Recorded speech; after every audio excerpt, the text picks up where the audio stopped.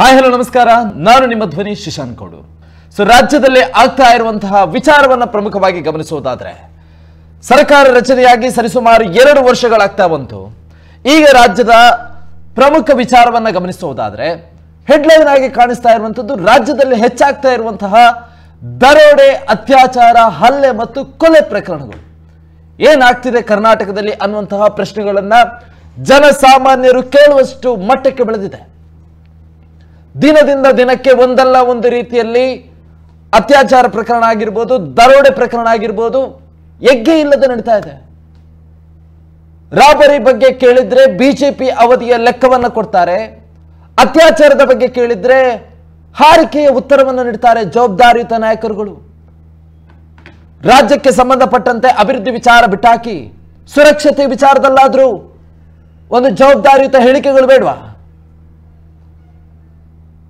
ಕಾಂಗ್ರೆಸ್ ಅಧಿಕಾರಕ್ಕೆ ಬಂದಿದೆ, ಕರ್ನಾಟಕದಲ್ಲಿ ಕ್ರೈಮ್ ಹೆಚ್ಚಿದೆ ಅಂತ ಹೇಳಿ ಅರಾಜಕತೆ ಸೃಷ್ಟಿಸಿದೆ ಅಂತ ವಿಪಕ್ಷವಾಗಿರುವಂತಹ ಬಿಜೆಪಿ ಈಗ ಟೀಕೆಯನ್ನ ಮಾಡ್ತಾ ಇದೆ ಮತ್ತು ಟ್ರೋಲ್ಗಳನ್ನು ಕೂಡ ಮಾಡ್ತಾ ಇದೆ. ಇದೇ ವಿಚಾರವನ್ನು ಇಟ್ಟುಕೊಂಡು ಕಾಂಗ್ರೆಸ್ ಬಂದ ಬಳಿಕ ರಾಜ್ಯದಲ್ಲಿ ಈ ರೀತಿಯಾದಂತಹ ಕ್ರೈಮ್ ರೇಟ್ಗಳು ಜಾಸ್ತಿ ಆಗ್ತಾ ಇದೆ ಅಂತ ಹೇಳಿ, ಹಾಗಂತ ಹೇಳಿ ಬಿಜೆಪಿ ಅವಧಿಯಲ್ಲಿ ಆಗೇ ಇಲ್ವಾ? ಆಗಿದೆ. ಮಹಿಳೆಯರಿಗೆ ಕೊಡಬೇಕಾದಂಥ ವ್ಯವಸ್ಥೆಗಳನ್ನು ಕೊಟ್ಟರೆ ಸಾಕಾಗೋದಿಲ್ಲ, ಕೊಡಬೇಕಾದಂಥ ಮರ್ಯಾದೆಗಳು ಕೂಡ ಸಿಗಬೇಕು. ರಾಜ್ಯದ ಜನತೆಗೆ ಅಭಿವೃದ್ಧಿ ವಿಚಾರದಲ್ಲಿ ಆಗಬೇಕಾಗಿರುವಂಥ ಅಭಿವೃದ್ಧಿಗಳೇ, ಆದರೆ ಅದನ್ನು ಕೂಡ ನಾವು ಕ್ಷಮಿಸಬಹುದು, ಸರ್ಕಾರದ ಬೊಕ್ಕಸದಲ್ಲಿ ಹಣ ಇಲ್ಲ ಅಂತೇಳಿ. ಆದರೆ ಸುರಕ್ಷತೆಯ ವಿಚಾರಕ್ಕೆ ಬಂದಾಗ ಫಸ್ಟ್ ಪ್ರಿಫರೆನ್ಸ್ ಬೇಕೇ ಬೇಕು.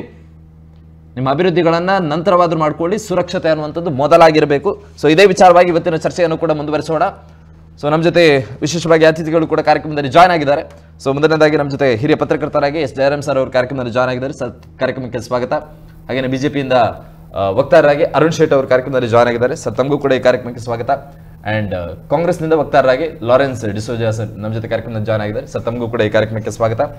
ಮೊದಲನೇದಾಗಿ ಜಯರಾಮ್ ಸರ್, ಏನಾಗ್ತಾ ಇದೆ ಕರ್ನಾಟಕ, ಎತ್ತ ಸಾಗ್ತಾ ಇದೆ ಕರ್ನಾಟಕ? ಬಿಹಾರ ಮಾದರಿಯಲ್ಲಿ ಕರ್ನಾಟಕದಲ್ಲೂ ಕೂಡ ರಾಬರಿಗಳು, ಅತ್ಯಾಚಾರಗಳು, ರಸ್ತೆಗೆ ಇಳಿಯೋದಕ್ಕೂ ಕೂಡ ಹೆದರ್ತಾರೆ. ಸರ್, ರೀಸೆಂಟಾಗಿ ನಾನು ಮೊನ್ನೆ ಆದಿತ್ಯವಾರದ ಸಂದರ್ಭದಲ್ಲಿ ಒಂದು ಅನೇಕ ಪ್ರೋಗ್ರಾಮ್ಗಳಿತ್ತು. ಆ ಸಂದರ್ಭದಲ್ಲಿ ಮನೆಯವರು ಹೇಳಿರುವಂಥ ಒಂದು ಸಣ್ಣ ಉದಾಹರಣೆ. ಅವ್ರ ಮನೆಯಿಂದ ಹೊರಗೆ ಹೋಗ್ತಾ ಇಲ್ಲ ಹೆಂಡತಿಯನ್ನು ಬಿಟ್ಟು. ಕಾರಣ ಏನು ಅಂತ ಕೇಳಿದರೆ, ನ್ಯೂಸ್ ನೋಡ್ತಾ ಇದ್ದೀವಲ್ವಪ್ಪ, ಮನೆಯಿಂದ ಹೊರಗೆ ಹೋಗೋದಕ್ಕೆ ಹೆದರಿಕೆ ಆಗ್ತಾ ಇದೆ, ಯಾವಾಗ ಮನೆಗೆ ಬಂದು ದರೋಡೆ ಮಾಡ್ತಾರೆ, ಹೆಂಗಸು ಒಬ್ಬರೇ ಇರುವಂಥದ್ದು, ಅಂದರೆ ಅಷ್ಟರ ಮಟ್ಟಕ್ಕೆ ಭಯ ಹುಟ್ಟುವಂಥ ಪರಿಸ್ಥಿತಿ ಬಂದಿದೆ. ನಾವು ಇವತ್ತಿಗೂ ಕೂಡ ಈ ನೆಲದಲ್ಲಿ ಇದ್ದೀವಿ ಅಂತ ಹೇಳಿದ್ರೆ ನಮ್ಮ ಗಡಿಯಲ್ಲಿ ಸೈನಿಕರಿದ್ದಾರೆ ದೇಶವನ್ನು ಕಾಯೋದಕ್ಕೆ ಅಂತ ಹೇಳಿ. ಬಟ್ ಈಗ ರಾಜ್ಯದಲ್ಲಿ ಇರುವಂತಹ ಪೊಲೀಸ್ ವ್ಯವಸ್ಥೆಯ ವಿಚಾರಗಳು ಏನು ಅಂತ ಹೇಳಿ? ಯಾವುದೇ ಒಂದು ಸರ್ಕಾರ ಅದು ಸ್ಥಿರವಾಗಿದ್ದರೆ, ಭದ್ರವಾಗಿದ್ದರೆ, ಅಲ್ಲಿ ಕಾನೂನು ಸುವ್ಯವಸ್ಥೆ ಬಹಳ ದೃಢವಾಗಿರ್ತದೆ. ಈಗ ರಾಜ್ಯ ಕಾಂಗ್ರೆಸ್ನಲ್ಲಿ ಏನು ನಡೀತಿದೆ, ರಾಜ್ಯದಲ್ಲಿ ಅಧಿಕಾರ ಹಿಡಿದಿರುವಂಥ ಕಾಂಗ್ರೆಸ್ನಲ್ಲಿ ಏನು ನಡೀತಿದೆ, ಅದರ ಒಳಜಗಳಗಳು ಬಿರುಸಾಗಿವೆ. ಇವತ್ತು ಚರ್ಚೆಯ ಆರಂಭದಲ್ಲಿ ತಾವು ಹೇಳಿದರೆ ಗೃಹ ಸಚಿವರನ್ನು ಇವತ್ತು ಹುಡುಕಬೇಕಾಗಿದೆ ಅಂತ. ಸ್ವತಃ ಗೃಹ ಸಚಿವರೇ ನಾನು ಮುಖ್ಯಮಂತ್ರಿ ರೇಸಲ್ಲಿದ್ದೇನೆ ಅಂತ ಹೇಳ್ತಾರೆ. ಹಾಗಿರುವಾಗ ಈ ಡಿನ್ನರ್ ಕೂಟಗಳಲ್ಲೆಲ್ಲ ಮಗ್ನರಾಗಿರುವ ಈ ನಾಯಕರು ರಾಜ್ಯದ ಕಾನೂನು ಸುವ್ಯವಸ್ಥೆಯ ಮೇಲೆ ಹೇಗೆ ನಿಗಾ ಇಡಬಲ್ಲರು ಎಂಬ ಪ್ರಶ್ನೆ ಕೂಡ ಎದುರಾಗ್ತದೆ. ಒಂದು ವಿಷಯ ಏನಂದರೆ, ಸರ್ಕಾರಕ್ಕೆ ಬಹಳ ದೊಡ್ಡ ಜವಾಬ್ದಾರಿ ಇರುವಂಥದ್ದು ಜನಕಲ್ಯಾಣ ಯೋಜನೆಗಳ ಜಾರಿ. ತಾವೀಗ ಹೇಳಿದರೆ ಅದು ಗ್ಯಾರಂಟಿಗಳ ಮೂಲಕ ಕಾಂಗ್ರೆಸ್ ಅದನ್ನು ಜನರಿಗೆ ತಲುಪಿಸಿದೆ ಅಂತ ಹೇಳ್ತಾ ಇದೆ. ಆ ಜನಕಲ್ಯಾಣ ಯೋಜನೆಗಳು ಒಂದು ವರ್ಗಕ್ಕೆ ಬಹಳ ಉಪಕಾರಿಯಾಗಿದ್ದರೆ ಇನ್ನೊಂದು ವರ್ಗಕ್ಕೆ ಅದು ಬಹಳ ಅಪಾಯಕಾರಿಯೂ ಆಗಿವೆ. ಇದರ ಜೊತೆ ಅದಷ್ಟು ಮಾತ್ರ ಅಲ್ಲ, ಅಂದರೆ ಜನಕಲ್ಯಾಣ ಯೋಜನೆಗಳನ್ನು ಜಾರಿ ಮಾಡುವ ಮೂಲಕ ನಾವು ಜನರ ಬೆಂಬಲವನ್ನು ಗಳಿಸಿದ್ದೇವೆ, ನಮ್ಮ ಬೆಂಬಲದ ನೆಲೆ ವಿಸ್ತಾರ ಆಗ್ತಿದೆ ಅಂತ ಹೇಳಿ ಅದರ ರಮಾರಮಣೀಯತೆಯಲ್ಲಿ ಮುಳುಗುವಾಗ ಅದರ ಒಂದು ಸರಕಾರದ ಬಹಳ ಗುರುತರವಾದ ಜವಾಬ್ದಾರಿ ಏನಂತಂದರೆ, ತನ್ನ ಭೌಗೋಳಿಕ ವ್ಯಾಪ್ತಿಯಲ್ಲಿ ಜನರಿಗೆ ಸುರಕ್ಷೆಯನ್ನು ಒದಗಿಸುವಂಥದ್ದು. ಇದು ಪೂರ್ಣವಾಗಿ ರಾಜ್ಯ ಸರ್ಕಾರದ್ದೇ ಹೊಣೆ ಆಗಿರ್ತದೆ ಮತ್ತು ಅಲ್ಲಿಯ ಸಂಚಾರದ ವ್ಯವಸ್ಥೆ ಕೂಡ ಅದರ ಜವಾಬ್ದಾರಿ ಆಗಿರ್ತದೆ. ಇವತ್ತು ಏನಾಗಿದೆ ನೋಡಿ, ಯಾಕಂದರೆ ಕಾಂಗ್ರೆಸ್ನಲ್ಲಿರಲಿ, ಈಗ ಬಿ ಜೆ ಪಿಯಲ್ಲೂ ಇರಲಿ, ಎರಡೂ ಒಳಜಗಳಗಳಿಂದ ನರಳ್ತಾ ಇವೆ.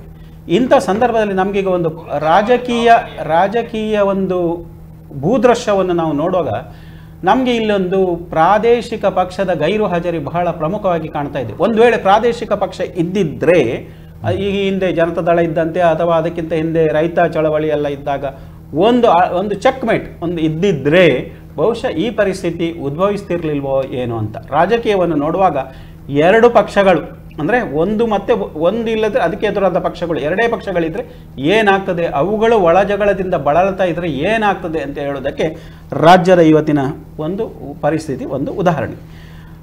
ಸಿದ್ದರಾಮಯ್ಯ ಅವರು ಈಗ ರಾಜೀನಾಮೆ ಕೊಡಬೇಕು ಅಂತ ಹೇಳುವ ಆಗ್ರಹ BJPಯವ್ರದ್ದು. ಯಾಕಂದರೆ ಅವರು ಮೂಡಾ ಹಗರಣವನ್ನು ಕೂಡ ಅವ್ರು ಹೇಳ್ತಿದ್ದಾರೆ. ಹಾಗಾದರೆ ಯಡಿಯೂರಪ್ಪರ ಮೇಲೆ ಪ್ರಕರಣ ಇಲ್ವಾ? ಪೋಕ್ಸೋ ಪ್ರಕರಣದಲ್ಲಿ ಅವರು ಕೂಡ ವಿಚಾರಣೆಯ ಹಾದಿಯನ್ನು ಎದುರಿಸ್ತಾರೆ. ಅಂದರೆ ಎರಡೂ ಪಕ್ಷಗಳು ಕೂಡ ಕಾನೂನಿನ ಭಾರವನ್ನು ಕೂಡ ಹೊತ್ತಿವೆ. ಅಂದರೆ ಅಲ್ಲಿ BJPಗೆ ರಾಜ್ಯದ ಕಾನೂನು ಸುವ್ಯವಸ್ಥೆಯನ್ನು ಕಾಪಾಡುವಂತಹ ಭಾರ ಇಲ್ಲದೇ ಇರ್ಬೋದು, ಆದರೆ ಈ ಕಾನೂನಿನ ಟ್ರ್ಯಾಂಗಲ್ ಇದೆಯಲ್ಲ ಅದರಲ್ಲಿ ಎರಡೂ ಪಕ್ಷಗಳ ನಾಯಕರು ಈಗ ಒಳಗೊಂಡು ಬಹಳ ಚಿಂತಿತರಾಗಿದ್ದಾರೆ.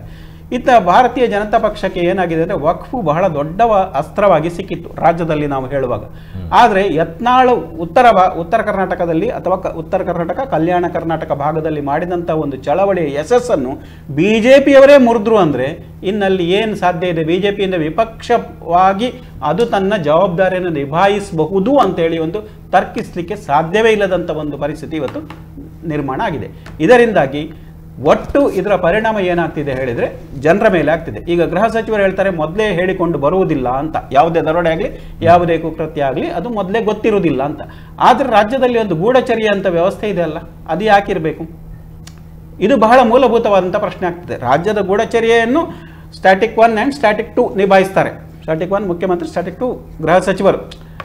ಅವರಿಗೆ ಎಲ್ಲವೂ ಈ ಪೊಲೀಸ್ ಅಧಿಕಾರಿಗಳಿಗೆ ಏನು ಗೊತ್ತಿರ್ತದೋ ಗೂಢಚರ್ಯೆಯಲ್ಲಿ ಕೆಲವು ಅಂಶ ಗೃಹ ಸಚಿವರಿಗೆ ಗೊತ್ತಿಲ್ಲದೇ ಇರ್ಬೋದು. ಯಾಕಂದರೆ ಕವರನ್ನು ಕೊಡೋರು ಗೂಢಚರ್ಯೆಯ ಮುಖ್ಯಸ್ಥರು ಕೊಡುವಂಥದ್ದು ಅದು ರಾಜಕೀಯ ಮಹತ್ವದ ಇದ್ದಿದ್ದರೆ ವಿಷಯಗಳಿದ್ದರೆ ಮುಖ್ಯಮಂತ್ರಿಗಳಿಗೆ. ಆದರೆ ಇಡೀ ಪೊಲೀಸ್ ವ್ಯವಸ್ಥೆಯ ಮುಖ್ಯಸ್ಥರಾಗಿ ಗೃಹ ಸಚಿವರು ಗೊತ್ತಿಲ್ಲ, ತನಗೆ ಏನು ಗೊತ್ತಾಗೋದಿಲ್ಲ ಅಂತ ಹೇಳಿದರೆ ಅದು ಬಹಳ ಸ್ಪಷ್ಟವಾಗಿ ಅವರ ಅಸಮರ್ಥತೆಯನ್ನು ಸೂಚಿಸ್ತದೆ. ಹಾಗಾದರೆ ಅವರು ಹಿಂದೆ ಗೃಹ ಸಚಿವರಾಗಿದ್ದರಲ್ಲ, ಅನುಭವದ ನೆಲೆಯಲ್ಲಾದರೂ ಅವರು ಇನ್ನೂ ಸರಿ ಮಾಡಬೇಕಿತ್ತಲ್ಲ.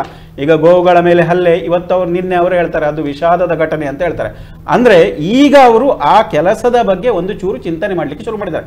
ಮೊನ್ನೆ ತನಕ ಡಿನ್ನರ್ ಮೀಟಿಂಗ್ಗಳೇ, ಯಾಕಂದರೆ ಕುರ್ಚಿಯ ಮೇಲೆ ಟವೆಲ್ ಹಾಸುವುದೇ ಮುಖ್ಯ ಆಯಿತು. ಇಂಥ ಪರಿಸ್ಥಿತಿಯಿಂದಾಗಿ ರಾಜ್ಯದಲ್ಲಿ ಕಾನೂನು ಸುವ್ಯವಸ್ಥೆ ಮೇಲೆ ಒಂದು ನಿಗಾ ಅಂತ ಹೇಳೋದು ಇಲ್ಲಾಗಿದೆ, ಅದರ ಗೈರುಹಾಜರಾಗಿದೆ. ಓಕೆ, ಲಾರೆನ್ಸ್, ಈಗ ಈ ವಿಚಾರಕ್ಕೆ ನೋಡೋದಾದ್ರೆ ಕಾಂಗ್ರೆಸ್ನ ನಾಯಕರುಗಳು ತಮ್ಮ ಕರ್ತವ್ಯವನ್ನ ಮರೆತು ಕುರ್ಚಿಯ ವಿಚಾರದಲ್ಲಿ ಅಥವಾ ಪ್ರಮುಖವಾಗಿ ಹೇರಿಕೆ ಉತ್ತರಗಳನ್ನು ನೀಡುವಂಥದ್ದು ಹೆಚ್ಚಾಗ್ತಾ ಇದೆಯಾ ಅಂತ ಹೇಳಿ? ಇಲ್ಲ, ಈಗ ನೀವೊಂದು ರಾಜ್ಯದಲ್ಲಿ ಸುರಕ್ಷತೆ ಬಗ್ಗೆ ಕಾಂಗ್ರೆಸ್ಗೆ ಕುರ್ಚಿನ ಮುಖ್ಯವಾಯಿತು ಅನ್ನೋ ಬಗ್ಗೆ ಚರ್ಚೆ ಮಾಡ್ತಾ ಇದ್ದೀರಿ. ಯಾವುದೇ ಒಂದು ಪ್ರಕರಣ ನಡೆದಂತಹ ಸಂದರ್ಭದಲ್ಲಿ ನಮ್ಮ ಮುಖ್ಯಮಂತ್ರಿಗಳು ಹೇಳಿದ ಹಾಗೆ ಪ್ರಕರಣ ನಮಗೆ ಮಾಹಿತಿದು ಯಾವುದೂ ಆಗಿಲ್ಲ. ಆದದ್ದು ಯಾವುದು ಪ್ರಕರಣಗಳು ನಡೀತದೆ ಅದನ್ನು ತನಿಖೆಗೊಳಪಡಿಸಿ ಅದರ ಆರೋಪಿಗಳನ್ನು ಹಿಡಿಯುವಂಥ ಕೆಲಸವನ್ನು ಪ್ರತಿ ಸರ್ಕಾರಗಳು ಮಾಡ್ತದೆ. ಅದರಲ್ಲಿ ರಾಜಕೀಯ ಮಾಡುವುದಲ್ಲ. ಅದು ವೈಫಲ್ಯ ಅಂತ ಹೇಗೆ ಹೇಳ್ತೀರಿ? ಈಗ ರಾಜಕೀಯವಾಗಿ ಈ ಒಂದು ಪಕ್ಷ ಅಧಿಕಾರದಲ್ಲಿದ್ದಂತಹ ಸಂದರ್ಭದಲ್ಲಿ ರಾಜ್ಯದಲ್ಲಿ ಯಾವ ಪ್ರಕರಣವು, ಈಗ ನೀವು ದೇಶದಲ್ಲಿ ಇರುವ ರಾಜ್ಯಗಳಲ್ಲಿ ರಾಜ್ಯಕ್ಕೆ ಕ್ರೈಮ್ ರೇಟಲ್ಲಿ ಇರುವುದು ಕೊನೆಯ ಸ್ಥಾನ, ಕೇವಲ 4.5%. 4.5% ಮಾತ್ರ ಪ್ರಕರಣ ರಾಜ್ಯದಲ್ಲಿ ದಾಖಲಾಗ್ತಾ ಇರುವಂಥದ್ದು ದೇಶಕ್ಕೆ ಕಂಪೇರ್ ಮಾಡಿದರೆ. ಅದು ಹೆಚ್ಚಿನ ಪ್ರಕರಣಗಳು ದಾಖಲಾಗಿದ್ದಿರುವಂಥದ್ದು BJP ಇರುವ ಸರ್ಕಾರಗಳಲ್ಲಿ, BJP ಆಡಳಿತದಲ್ಲಿರುವಂತಹ ಸರ್ಕಾರ, ರಾಜ್ಯ ಸರ್ಕಾರಗಳಲ್ಲಿ. ಅದು ನಾವು ಅದನ್ನು ಆ BJP ಅವರ ವೈಫಲ್ಯ ಅಂತ ಹೇಳಲಿಕ್ಕೆ ಆಗ್ತದ? ಅಪರಾಧ ಪ್ರಕರಣಗಳು ಅಪರಾಧವನ್ನು ಯಾರು ಮಾಡ್ತಾರೆ, ಅದು ಯಾವುದೇ ವ್ಯಕ್ತಿ ಆಗಿರ್ಬೋದು, ಅವರಿಗೆ ಧರ್ಮನೂ ಇಲ್ಲ, ಜಾತಿನೂ ಇಲ್ಲ, ಪಕ್ಷನೂ ಇಲ್ಲ, ಸರ್ಕಾರಗಳು ಇಲ್ಲ, ಅವರು ಅಪರಾಧ ಪ್ರಕರಣಗಳ ಟೀಮ್ ಆಗಿ ಮಾಡ್ತಾರೆ. ಯಾರು ಒಬ್ಬೊಬ್ಬರು ಈ ಅಪರಾಧ ಪ್ರಕರಣಗಳಲ್ಲಿ ಭಾಗಿಯಾಗುವುದಿಲ್ಲ, ಒಂದು ಟೀಮ್ ಆಗಿ. ಅದಕ್ಕಿಂತ ವ್ಯವಸ್ಥೆ ಇದೆ. ಈಗ ನಾವು ಚರ್ಚೆ ಮಾಡಬೇಕಾಗಿರೋದು ಈಗ ನಡೆದಂಥ ಕೆಲವೊಂದು ಪ್ರಕರಣಗಳನ್ನು ಗಮನಿಸಿದರೆ, ಈಗ ಜಿಲ್ಲೆಯಲ್ಲಿ ನಡೆದಂಥ ಒಂದು ಬ್ಯಾಂಕ್ ದರೋಡೆ ಪ್ರಕರಣ ಆಗಿರ್ಬೋದು, ಕಂಪೇರ್ ಮಾಡಿದರೆ ಆ ಪ್ರಕರಣ ಆಗಬಾರ್ದಿತ್ತು. ಆದರೆ ಅಂಥ ಪ್ರಕರಣಗಳು ಜಿಲ್ಲೆಗೆ ಹೋಲಿಸಿದ್ರೆ ಬಹಳ ಕಮ್ಮಿ. ಇಲ್ಲದೆ ತಿಂಗಳಿಗೊಮ್ಮೆ, ದಿನಕ್ಕೊಮ್ಮೆ, ವಾರಕ್ಕೊಮ್ಮೆ ಪ್ರತಿ ಸ್ಟೇಷನ್ಗಳಲ್ಲಿ ದರೋಡೆಗಳಾಗ್ತಾ ಇತ್ತು. ಪ್ರತಿ ಸ್ಟೇಷನ್ ವ್ಯಾಪ್ತಿಗಳಲ್ಲಿ ದರೋಡಾದಂಥ ಪ್ರಕರಣಗಳಿದೆ. ಮನೆಗೆ ಕಳ್ಳರು ನುಗ್ಗಿ ಬರುವಂಥದ್ದು, ಬಂಗಾರವನ್ನು ಎತ್ತುಕೊಂಡು ಹೋಗುವಂಥದ್ದು, ಹಣವನ್ನು ದೋಚಿಕೊಂಡು ಹೋಗುವಂಥದ್ದು, ಎಲ್ಲ ಪ್ರಕರಣಗಳು, ಎಷ್ಟೋ ಪ್ರಕರಣಗಳು ಈಗ ಜಿಲ್ಲೆಗೆ ಕಂಪೇರ್ ಮಾಡಿದರೆ ಅದರ ಸಂಖ್ಯೆ ತುಂಬ ಕ್ಷೀಣ. ರಾಜ್ಯದಲ್ಲಿ ಕಂಪೇರ್ ಮಾಡಿದ್ರು ಸಹ ತುಂಬ ಕ್ಷೀಣ. ಆದರೆ ಬೇರೆ ರೀತಿಯ ಅಪರಾಧ ಪ್ರಕರಣಗಳು ಹೆಚ್ಚಿಗೆ ನಡೀತಾ ಇದೆ. ಈಗ ನೇರವಾಗಿ ಮನೆಗೆ ನುಗ್ಗಿ ದರೋಡೆ ಮಾಡುವುದಕ್ಕಿಂತ ಹೆಚ್ಚಾಗಿ ಸೈಬರ್ ಕ್ರೈಮ್ ಪ್ರಕರಣಗಳು ಜಾಸ್ತಿ ಆಗ್ತಾ ಇದೆ. ಎಲ್ಲಿ ಅವ್ರು ಹೆಚ್ಚಾಗಿ ಸೈಬರ್ ಕ್ರೈಮ್ ಪ್ರಕರಣಗಳನ್ನು ಮಾಡುವವರು ಈ ಜಿಲ್ಲೆಯಲ್ಲೇ ಇರೋದಿಲ್ಲ, ಈ ರಾಜ್ಯದಲ್ಲೇ ಇರೋದಿಲ್ಲ, ಈ ದೇಶದಲ್ಲೇ ಇರೋದಿಲ್ಲ, ವಿದೇಶಗಳಲ್ಲಿ ಕೂತ್ಕೊಂಡು ಇಂತಹ ಪ್ರಕರಣಗಳಲ್ಲಿ ಭಾಗಿಯಾಗ್ತಾರೆ. ನಾವಿದನ್ನು ರಾಜಕೀಯ ಮಾಡುವುದಕ್ಕಿಂತ ಎಲ್ಲಿ ಲೂಪ್ ಹೋಲ್ ಇದೆ, ಯಾವ ಪ್ರಕರಣಗಳು ಯಾವ ಸಂದರ್ಭದಲ್ಲಿ ಆಯಿತು, ಯಾತಕ್ಕೋಸ್ಕರ ಆಯಿತು, ಅದನ್ನು ಸರಿಪಡಿಸಲಿಕ್ಕೆ ನಮ್ಮ ಯಾವುದು ಕರ್ತವ್ಯಗಳು ಅಥವಾ ಸಜೆಷನ್ಗಳೇನು, ಇದರ ಬಗ್ಗೆ ಪಕ್ಷಗಳು ಚರ್ಚೆ ಮಾಡಬೇಕು ಬಿಟ್ಟು ಅವರು ಕುರ್ಚಿಗೋಸ್ಕರ ಮಾಡಿದ್ದಾರೆ. ಯಾರನ್ನು ಹೇಳಿ ಯಾರು ಪ್ರಕರಣಗಳನ್ನು ಅದು ಅಪರಾಧ ಪ್ರಕರಣಗಳನ್ನು ಮಾಡುವುದಿಲ್ಲ. ಬಿಜೆಪಿಯವರು ಸರ್ಕಾರದಲ್ಲಿ ಇದ್ದಂಥ ಮುಖ್ಯಮಂತ್ರಿಗಳಿಂದ ಬಿಜೆಪಿ ಸರ್ಕಾರ ಇದ್ದಂತಹ ಸಂದರ್ಭದಲ್ಲಿ ಅಪರಾಧ ಪ್ರಕರಣಗಳು ಅಥವಾ ಇಂತಹ ಕೊಲೆಗಳು ಅಥವಾ ಪ್ರಕರಣಗಳು ಆಗ್ಲಿಲ್ವಾ? ಬಿಜೆಪಿ ನಾಯಕರೇ ಭಾಗಿಯಾದಂತ ಪ್ರಕರಣಗಳಿಲ್ವಾ? ರಾಜಕೀಯ ಮಾಡೋದನ್ನು ಬಿಡಬೇಕು. ಏನಾಗಬೇಕಿತ್ತು? ಈಗ ಬ್ಯಾಂಕ್ ದರೋಡೆ ಆಯ್ತು, ಯಾಕೆ ಆಗ್ಬಾರ್ದು, ಯಾವ ರೀತಿ ಮುನ್ನೆಚ್ಚರಿಕಾ ಕ್ರಮಗಳನ್ನು ತಗೊಳ್ಬೇಕು, ಯಾವ ಸಜೆಷನ್ಗಳನ್ನು ಕೊಡಬೇಕು, ಒಬ್ಬ ಶಾಸಕನಾಗಿ, ಒಬ್ಬ ಚುನಾಯಿತ ಜನಪ್ರತಿನಿಧಿಯಾಗಿ, ಒಬ್ಬ ಸಂಸದರಾಗಿ ಅದು ಯಾವ ರೀತಿ ಮಾಡಬೇಕು, ಇಂಪ್ರೂವ್ಮೆಂಟ್ ಮಾಡಬೇಕು. ಈ ರೀತಿ ಆಗ್ಬಾರ್ದು, ನಮ್ಮ ಜಿಲ್ಲೆಗೆ ಈ ರೀತಿಯ ಪ್ರಕರಣಗಳು ಆಗ್ಬಾರ್ದು. ನನ್ನ ಸಜೆಷನ್ ಏನು, ನನ್ನ ಒಂದು ಅದಕ್ಕೆ ಒಂದು ನನ್ನ ಮನಸ್ಸಿನ ಒಂದು ಆಗಬಾರ್ದು ಅನ್ನೋ ನಿಟ್ಟಲ್ಲಿ ಯಾವ ಕ್ರಮಗಳನ್ನು ಕೈಗೊಳ್ಳಬೇಕು, ನನ್ನ ಸಜೆಷನ್ ಇದು. ಇದನ್ನು ಇಂಪ್ಲಿಮೆಂಟ್ ಮಾಡಿ. ಈ ರೀತಿಯ ಚರ್ಚೆಗಳಾಗಬೇಕು. ಆ ಸಂದರ್ಭದಲ್ಲಿ ಮಾತ್ರ ಇಂತಹ ಪ್ರಕರಣಗಳು ಕಡಿಮೆ ಆಗ್ತಾ ಹೋಗ್ತದೆ. ಅಲ್ಲ ಲಾರೆನ್ಸ್ ಅವರೇ, ಈಗ ಸಿದ್ದರಾಮಯ್ಯನವರು ಮತ್ತು ಪರಮೇಶ್ವರ್ ಅವರು ಹೇಳಿರುವಂತಹ ಹೇಳಿಕೆಯು ಮತ್ತು ಇವತ್ತಿನ ಪ್ಯಾನಲ್ ಅಲ್ಲಿ ತಾವು ಹೇಳುವಂತಹ ಹೇಳಿಕೆಗಳಿಗೂ ಯಾವುದೇ ವ್ಯತ್ಯಾಸ ಇಲ್ಲ. ತಾವು ಕೂಡ ಹೇಳ್ತಾ ಇದ್ದೀರಿ ನಮ್ಗೇನು ಗೊತ್ತಾಗ್ತಾ ಇದೆಯಾ ಕ್ರೈಮು ಈ ತರ ಆಗ್ಬೋದು ಅಂತ ಹೇಳಿ, ಅಥವಾ ಬಿಜೆಪಿ ಅವಧಿಯಲ್ಲಿ ಆಗೇ ಇಲ್ವಾ ಅಂತ ಹೇಳಿ ತಾವು ಕೇಳ್ತಾ ಇದ್ರ. ಅದ್ರ ಅರ್ಥ ಏನು? ಸಿಎಂ ಸಿದ್ದರಾಮಯ್ಯ ಅವರು ಕೇಳಿರುವಂತಹ ಹೇಳಿಕೆ ಏನು? ರೇಪ್ ಕೇಸ್ಗೆ ಸಂಬಂಧಪಟ್ಟಂತೆ ಪ್ರಶ್ನೆ ಮಾಡುವಾಗ ಯಾಕೆ ಬಿಜೆಪಿ ಅವಧಿಯಲ್ಲಿ ಆಗಿಲ್ವಾ ಅಂತ ಹೇಳಿ ಉತ್ತರ ನೀಡುವುದರ ಬದಲಾಗಿ ಇಲ್ಲ ಅವರನ್ನ ಹೆಡೆಮುರಿ ಕಟ್ತೀವಿ, ಯಾರೇ ಆಗಿದ್ರು ಅವ್ರನ್ನ ಬಂಧನ ಮಾಡ್ತೀವಿ ಅಂತ ಹೇಳಿಕೆ ನೀಡಿ, ಅದು ಬಿಟ್ಟು ಬಿಜೆಪಿ ಅವಧಿಯಲ್ಲಿ ಆಗಿಲ್ವಾ ಅಂತ ಹೇಳಿದ್ರೆ ಕಾಂಗ್ರೆಸ್ ಅವಧಿಯಲ್ಲೂ ಕೂಡ ಆಗ್ಲೇಬೇಕು ಅಂತಲ್ಲ? ಇಲ್ಲ, ಆಗಲ್ಲ. ನೀವು ಏನು ಮಾಡಿದ್ದೀರಿ, ಆ ಉಳಿದ ಹೇಳಿಕೆಗಳನ್ನು ನೀವು ತಗೊಳ್ಳೋದಿಲ್ಲ. ನಾವು ಎಡೆಮುರಿ ಕಟ್ತೇವೆ, ಕಮಿಷನರ್ ಅವರಿಗೆ ಹೇಳಿದ್ದೇವೆ, ಮೀಟಿಂಗ್ ಮಾಡಿದ್ದೇವೆ. ಈಗ ಮಂಗಳೂರಿನಲ್ಲಿ ನಡೆದಂತ ದರೋಡೆ ಪ್ರಕರಣದ ಸಂದರ್ಭದಲ್ಲಿ ಮುಖ್ಯಮಂತ್ರಿಗಳು ಜಿಲ್ಲೆಯಲ್ಲಿ ಪ್ರವಾಸದಲ್ಲಿದ್ರು. ಜಿಲ್ಲೆಯ ಪೊಲೀಸ್ ಕಮಿಷನರ್ ಅವರನ್ನು ಕರೆದು ಮೀಟಿಂಗ್ ಮಾಡಿ ಕೂಡಲೇ ತನಿಖೆ ಮಾಡಬೇಕು, ಆರೋಪಿಗಳನ್ನು ಹಿಡಿಬೇಕು ಅಂತ ಟೀಮ್ ಮಾಡಿ ಅಂತ ಹೇಳಿದ್ದಾರೆ. ಅದನ್ನು ಮಾಡಿದರೆ ಸಕ್ಸಸ್ ಆಗಿದ್ದಾರೆ. ಅದನ್ನು ಹೇಳ್ಬೇಕಲ್ಲ. ಅದು ಒಂದು ನಿಮಿಷ, ಅದು ಹೇಳ. ಈಗ ನೋಡಿ, ಅದು ಒಂದು ಸೆಂಟೆನ್ಸ್ ಅನ್ನು ಹೇಳಿರುವಂತದ್ದು ಸಿದ್ದರಾಮಯ್ಯ. ಏನಂತ? ಮುಂದೆ ಹಿಂದೆನೂ ಆಗ್ಲಿಲ್ವಾ? ಅದನ್ನು ಮಾತ್ರ ನೀವು ಹೇಳ್ತೀರಿ. ಅಲ್ಲಿ ಮೀಟಿಂಗ್ ನಡೆದಿದ್ದಾರೆ, ಮೀಟಿಂಗ್ ನಂತರ ಪೊಲೀಸ್ ಕಮಿಷನರ್ ಟೀಮ್ ಅನ್ನು ಮಾಡಿ ಆ ಪ್ರಕರಣವನ್ನು ಭೇದಿಸಿ ಆರೋಪಿಗಳನ್ನು ಹಿಡಿದು ಒಳಗಾಕಿದ್ದಾರೆ. ಅದನ್ನು ಹೇಳೋದೇ ಇಲ್ಲ. ಅದನ್ನು ಹೇಳ್ಬೇಕಲ್ಲ. ಯಾವ ಕೋಟೆಕಾರ್ ಪ್ರಕರಣ? ಹೌದು, ಅದನ್ನು ಹೇಳ್ಬೇಕಲ್ಲ. ಈ ಹಿಂದಿನ ನಿನ್ನೆ ಮತ್ತು ಮೊನ್ನೆ ಎರಡೂ ಜನಧ್ವನಿಯನ್ನು ಗಮನಿಸಿ, ಎರಡು ಜನಧ್ವನಿಯಲ್ಲೂ ಕೂಡ ಎಂಟೈರ್ ಕೋಟೆಕಾರ್ ಪ್ರಕರಣದ ಕಂಪ್ಲೀಟ್ ಡೀಟೇಲ್ಸ್ ಅನ್ನ ಪಿನ್ ಟು ಪಿನ್ ಆಗಿ ಮಂಗಳೂರಿಗೆ ಸಂಬಂಧಪಟ್ಟಂತ ಮಾಧ್ಯಮಗಳಲ್ಲಿ ನಮ್ಮ ಟಿವಿ ಹೊರತುಪಡಿಸಿ ಬೇರೆ ಯಾವುದೇ ಮಾಧ್ಯಮದಲ್ಲಿ ಹೋಗಿಲ್ಲ. ಇದನ್ನ ಸುದ್ದಿ ಮಾಡಿಲ್ಲ ಅಂತ ಹೇಳಿದ್ರೆ 2 ದಿವಸಗಳಿಂದ ಅದೇ ಈಗ ನೀವು ಹೇಳಿಲ್ಲ. ನಾನೇ ನಿನ್ನೆ ಮಾಡಿದ್ರೆ ಅಂತ ಹೇಳಿ ನಾನು ನೋಡ್ಲಿಲ್ಲ. ಅದು ನೀವೇನ್ ಹೇಳಿದ್ರಿ? ಈಗ ಹೇಳೇ ಇಲ್ಲ. ಇದು ಕಮಿಷನರ್ ಅವ್ರಿಗೆ ಹೇಳ್ಬೇಕಿತ್ತು, ಅಧಿಕಾರಿಗಳು ಹೇಳ್ಬೇಕು ಅಂತ ಹೇಳಿದ್ರಲ್ಲ. ನೀವು ಹೇಳಿದ್ರ ಬಗ್ಗೆ ನನಗೆ ಮಾಹಿತಿ ಇಲ್ಲ. ಆದ್ರೆ ನಾನು ಹೇಳೋದು, ನೀವು ಚರ್ಚೆ ಮಾಡುವಾಗ ಮಂಗಳೂರಿನ ಪ್ರಕರಣ ಭೇದಿಸಿದ್ರೆ ನೀವೆಲ್ಲ ಚರ್ಚೆಯಲ್ಲಿ ಹೇಳಿಲ್ಲ. ನೀವು ಹೇಳಿದ್ರೆ ನಾನು ಮಾತ್ರ ಹೇಳ್ತಿರ್ಲಿಲ್ಲ. ನೀವು ಚರ್ಚೆ ನೀವು ಹೇಳಿದ್ರೆ ನಾನು ಆ ಮಾತನ್ನು ಹೇಳ್ತಾ ಇರಲಿಲ್ಲ. ಹೇಳಿದ ಕಾರಣ ನಾನು ಹೇಳಿದೆ, ನೀವು ಅದನ್ನು ಹೇಳ್ಬೇಕಿತ್ತು. ಅಲ್ಲ, ಈಗ ಮಾಧ್ಯಮದವರ ಪ್ರಶ್ನೆ ಇರುವಂತದ್ದು, ಒಂದು ಮನೆಯಲ್ಲಿ ಏನಾದ್ರೂ ತೊಂದರೆ ಆದಾಗ ಆ ಮನೆ ಯಜಮಾನನ ಬಳಿ ಕೇಳ್ತಾರೆ, ಎಷ್ಟೇ ಚಿಕ್ಕ ಮಗು ಆದ್ರೂ ಕೂಡ. ಅದೇ ಪ್ರಶ್ನೆಯನ್ನ ನಾವು ಮಾಡ್ತಾ ಇರುವಂತದ್ದು. ರಾಜ್ಯದಲ್ಲಿ ದಿನದಿಂದ ದಿನಕ್ಕೆ ಸಾಲು ಸಾಲು ಪ್ರಕರಣಗಳು ಬರ್ತಾ ಇದೆ. ಮುಖ್ಯಮಂತ್ರಿ ಅವರ ಬಳಿ ಕೇಳದೆ ಇದಕ್ಕೆ ಸಂಬಂಧಪಟ್ಟಂತ ಗೃಹ ಇಲಾಖೆ ಉತ್ತರಿಸಿದೆ. ಇನ್ನು ಯಾರ ಬಳಿ ಕೇಳಬೇಕು? ಯಾರು ಇದಕ್ಕೆ ಉತ್ತರಿಸಬೇಕು? ಸಾಲು ಸಾಲು ಪ್ರಕರಣ ಇದೆ. ಚಾಮರಾಜಪೇಟೆ ಆಗಿರ್ಬೋದು, ಬೀದರ್, ಮಂಗಳೂರು, ಹುಬ್ಬಳ್ಳಿ, ಹಲವು ಪ್ರಕರಣ ಇದೆ. ಇದಕ್ಕೆಲ್ಲ ಯಾರು ಹೊಣೆ? ಒಂದೆರಡು ಪ್ರಕರಣ ಆಗಿದ್ರೆ ಮಾಧ್ಯಮದವರು ಅಥವಾ ಜನರು ಇದ್ರ ಬಗ್ಗೆ ಯಾರು ಪ್ರಶ್ನೆಯನ್ನು ಮಾಡ್ತಾ ಇರಲಿಲ್ಲ. ಸಾಲು ಸಾಲು ಪ್ರಕರಣಗಳು ಬರ್ತಾ ಇರೋದ್ರಿಂದ ಈ ಒಂದು ಪ್ರಶ್ನೆಗಳನ್ನ ಕೇಳ್ತಾ ಇರುವಂತದ್ದು. ಎಸ್ ಅರುಣ್ ಸರ್, ಈ ಪ್ರಕರಣಕ್ಕೆ ಸಂಬಂಧಪಟ್ಟಂತೆ ಬರೀ ಆಡಳಿತ ಪಕ್ಷಗಳು ಅಥವಾ ರಾಜ್ಯ ಸರ್ಕಾರಗಳು ಮಾತ್ರ ಇದಕ್ಕೆ ಉತ್ತರಿಸಿದ್ರೆ ಸಾಕ? ವಿಪಕ್ಷಗಳಾಗಿ ತಾವುಗಳು ಕೂಡ ಏನ್ ಮಾಡ್ತಾ ಇದ್ದೀರಾ? ತಾವುಗಳು ಕೂಡ ಈಗ ರಾಜ್ಯಾಧ್ಯಕ್ಷರ ಸ್ಥಾನ ತುಂಬುವಂಥದ್ದು ಅಥವಾ ತಮ್ಮ ಬಣ ಬಡಿದಾಟದಲ್ಲೇ ತಾವುಗಳು ಕೂಡ ಮುಳುಗಿ ಹೋಗಿರುವಂತದ್ದು. ಯಾವುದಾದ್ರೂ ಗೋವಿನ ವಿಚಾರಕ್ಕೆ ಸಂಬಂಧಪಟ್ಟಂತ ಅಥವಾ ಹಿಂದುತ್ವದ ಅಥವಾ ಯಾವುದೋ ಒಂದು ಒನ್ ಸೈಡೆಡ್ ವಿಚಾರಗಳು ಬಂದಾಗ ಮಾತ್ರ ಬಿಜೆಪಿ ಅವರು ತುಟಿ ಬಿಚ್ಚುತ್ತಾರೆ, ಬೇರೆ ಯಾವುದೇ ಪ್ರಕರಣಕ್ಕೆ ಸಂಬಂಧಪಟ್ಟಂತೆ ಮಾತಾಡೋದಿಲ್ಲ. ಇದೇನಾ ಪೊಲಿಟಿಕಲ್? ದಪ್ಪ ಚರ್ಮದ ಸರ್ಕಾರ ಇರತಕ್ಕಂಥ ಸಂದರ್ಭ ಇದು. ನಮಗೆ 140 ಸೀಟುಗಳಿವೆ ಅನ್ನುವಂಥ ಅಹಮಕಿಯಿಂದ ನಡೆದಾಡ್ತಕ್ಕಂಥ ಸಂದರ್ಭ. ಏನು ಮಾಡಿದರೂ ಅವರಿಗೂ ಕೂಡ ಗೊತ್ತಿದೆ, ಮುಂದಿನ 3 ವರ್ಷ ಕೂಡ ಇದೇ ರೀತಿ ಸತಾಯಿಸ್ಕೊಂಡೇ ಇರಬೇಕು. ನಾವೇನು ಸತಾಯಿಸ್ತಾ ಇದ್ರೂ ಕೂಡ ಅದನ್ನು ಅನುಭವಿಸಬೇಕು ನಮ್ಮ ಕರ್ನಾಟಕದವರು ಅನ್ನುವಂಥದ್ದು ಅವ್ರಿಗೆ ಕೂಡ ಗೊತ್ತಿದೆ. ಈಗಾಗಲೇ ಪ್ರಗತಿ ಶೂನ್ಯ ಆಗಿದೆ, ಅದು ಬೇರೆ ವಿಚಾರ. ಪ್ರಗತಿ ಬಿಟ್ಟು ಹಾಕ್ರಿ. ನೀವು ಈಗಾಗಲೇ ಉಲ್ಲೇಖ ಮಾಡಿದ್ರಿ, ಮೊಟ್ಟ ಮೊದಲಿಗೆ ಬೇಕಿರುವಂಥದ್ದೇ ಸುರಕ್ಷತೆ. ನೀವು ಬೇಕಾದ್ರೆ ಕರ್ನಾಟಕವನ್ನು ವಿಜಯನಗರ ಸಾಮ್ರಾಜ್ಯವನ್ನಾಗಿ ಮಾಡಿ, ಏನ್ ಬೇಕಾದ್ರೂ ಮಾಡಿ, ಪಕ್ಕದಲ್ಲಿ ಬಹುಮನ ಸುಲ್ತಾನರಿಂದ ನಿಮಗೆ ರಕ್ಷಣೆ ಇಲ್ಲ ಅಂತ ಹೇಳಿದ್ರೆ ಇಡೀ ವಿಜಯನಗರ ಸಾಮ್ರಾಜ್ಯ ಕೇವಲ 3 ದಿನದಲ್ಲಿ ಸೋತೋಗುತ್ತೆ, 6 ತಿಂಗಳ ಲೂಟಿ ನಡೆಯುತ್ತೆ. ಸುರಕ್ಷತೆ ಎಲ್ಲಿದೆ? ಸುರಕ್ಷತೆಯ ಬಗ್ಗೆ ಇವರ ಕಾಳಜಿ ಏನೋ, ಕಳಕಳಿ ಏನೋ, ಸಂವೇದನೆ ಏನೋ? ಒಂದೆರಡು ಪ್ರಕರಣಗಳ ಅದು ಎಕ್ಸೆಪ್ಷನಲ್ ಕೇಸಸ್ ಅಂತ ಹೇಳಬಹುದು. ಖುದ್ದು ಮಂಗಳೂರು ಭೇಟಿ ಸಂದರ್ಭದಲ್ಲಿ ಕೋಟೆಕಾರಿನಲ್ಲಿ ಆ ರೀತಿಯ ಘಟನೆ ನಡೆಯುತ್ತೆ. ಬೀದರ್ನಲ್ಲಿ ಹಾಡು ಹಗಲೇ ATM ನ ದರೋಡೆ, ಹುಬ್ಬಳ್ಳಿಯಲ್ಲಿ ಕೆನರಾ ಬ್ಯಾಂಕ್ ದರೋಡೆ ಯತ್ನ, ಮೈಸೂರಿನಲ್ಲಿ ಕಾರು ಅಡ್ಡಗಟ್ಟೆ ದರೋಡೆ, ಬೆಂಗಳೂರಿನ KR ಪುರಂ ಸುತ್ತಮುತ್ತ 15 ದಿನಗಳಲ್ಲಿ 20 ದರೋಡೆ ಪ್ರಕರಣಗಳು ಸರ್. 20 ದರೋಡೆನೆ ಪ್ರಕರಣಗಳು. ಸಿನಿಮಾ ಶೈಲಿಯಲ್ಲಿ ಮಾಸ್ಕ್ ಹಾಕಿಕೊಂಡು ಆ ಕಾರ್ನಲ್ಲಿ ಜಾಲಿಯಲ್ಲೇ ಅವ್ರು ಮಾಡ್ತಾ ಇರುವಂಥ ದರೋಡೆಗಳು. ಈ ಶ್ರೀ ಸಾಯಿ ಗೋಲ್ಡ್ ಪ್ಯಾಲೇಸ್ ಅಲ್ಲಿ 1.25 kg ಚಿನ್ನ, ಅಲ್ಲಿ ಬೆಂಗಳೂರು, ಇದೆಲ್ಲ ಇತ್ತೀಚೆಗಷ್ಟೇ ನಡೆದಂಥ ಪ್ರಕರಣಗಳು. ಏನೋ 1 ವರ್ಷದ ನಾವು ರಿಪೋರ್ಟ್ ಕಾರ್ಡ್ ಅನ್ನು ಇಟ್ಕೊಂಡು ಕೂತ್ಕೊಳ್ಳಿಲ್ಲ ನಾವು ಇಲ್ಲಿ. ಕೊಪ್ಪಳದಲ್ಲಿ ಅಂಗಡಿ ಮಾಲೀಕನಿಗೆ ಚಾಕು ತೋರಿಸಿ 7,000 ರೂಪಾಯಿ ಕದಿಯೋದಕ್ಕೋಸ್ಕರ. ನಾನು ಇದನ್ನೆಲ್ಲ ಯಾಕೆ ಹೇಳ್ತಾ ಇದ್ದೀನಿ? ಬೆಂಗಳೂರಿನ ಅತ್ಯಾಚಾರ, ಮಹಿಳೆ ಮೇಲೆ ಮಾಡಿದ ಅತ್ಯಾಚಾರ, ಒಂಟಿ ಮಹಿಳೆ ಮೇಲೆ ಮಾಡಿದ ಅತ್ಯಾಚಾರ, ಅದರ ನಂತರ ಅವರ ಮೇಲೆ ದರೋಡೆ, ದನದ ಕೆಚ್ಚಲು ಕತ್ತರಿಸುವಂಥದ್ದು, ಮತ್ತೆ ಉತ್ತರ ಕನ್ನಡದಲ್ಲಿ ದನದ ರುಂಡವನ್ನು ಕಡಿದು ಅದು ಪ್ರಕರಣ ಆಗಿರಬಹುದು. ಹೀಗೆ ಹಲವಾರು ಪ್ರಕರಣಗಳು ಈ ಕಾಂಗ್ರೆಸ್ ಆಡಳಿತದಲ್ಲಿ ನಡೆದಿದೆ. ಆದರೆ ಸರ್ಕಾರದ ಸಂವೇದನೆ ಮಾತ್ರ ಸತ್ತು ಹೋಗಿದ್ದಲ್ಲಿ ಕಾಣಬಹುದು. ಕಾರಣ ಏನು ಅಂತ ಹೇಳಿದ್ರೆ, ಕರ್ನಾಟಕ ಸರ್ಕಾರ ಹೇಗಿದೆ ವರ್ತನೆ ಮಾಡ್ತಾ ಇದೆ ಅಂತ ಹೇಳಿದ್ರೆ, ಒಂದು ಕಳ್ಳತನ ಆಗಬೇಕಾದ್ರೆ ಅದಕ್ಕೊಂದು ವಾತಾವರಣವನ್ನು ಸರ್ಕಾರನೇ ನೀಡಿದಂತಿದೆ. ಹೇಗೆ? ನಿಮ್ಮ ಮನೆಯಲ್ಲಿ ತಿಜೋರಿಯೋ ಅಥವಾ ನಿಮ್ಮ ತಿಜೋರಿ ಇದ್ರೆ ಆ ತಿಜೋರಿಯನ್ನು ಬಟಾ ಬಯಲಲ್ಲಿಟ್ಟು ಅದರ ಕೀಲಿ ಕೈಯನ್ನು ಕೂಡ ನೇತಾಡಿಸಿಟ್ರೆ ಏನಾಗಬಹುದು?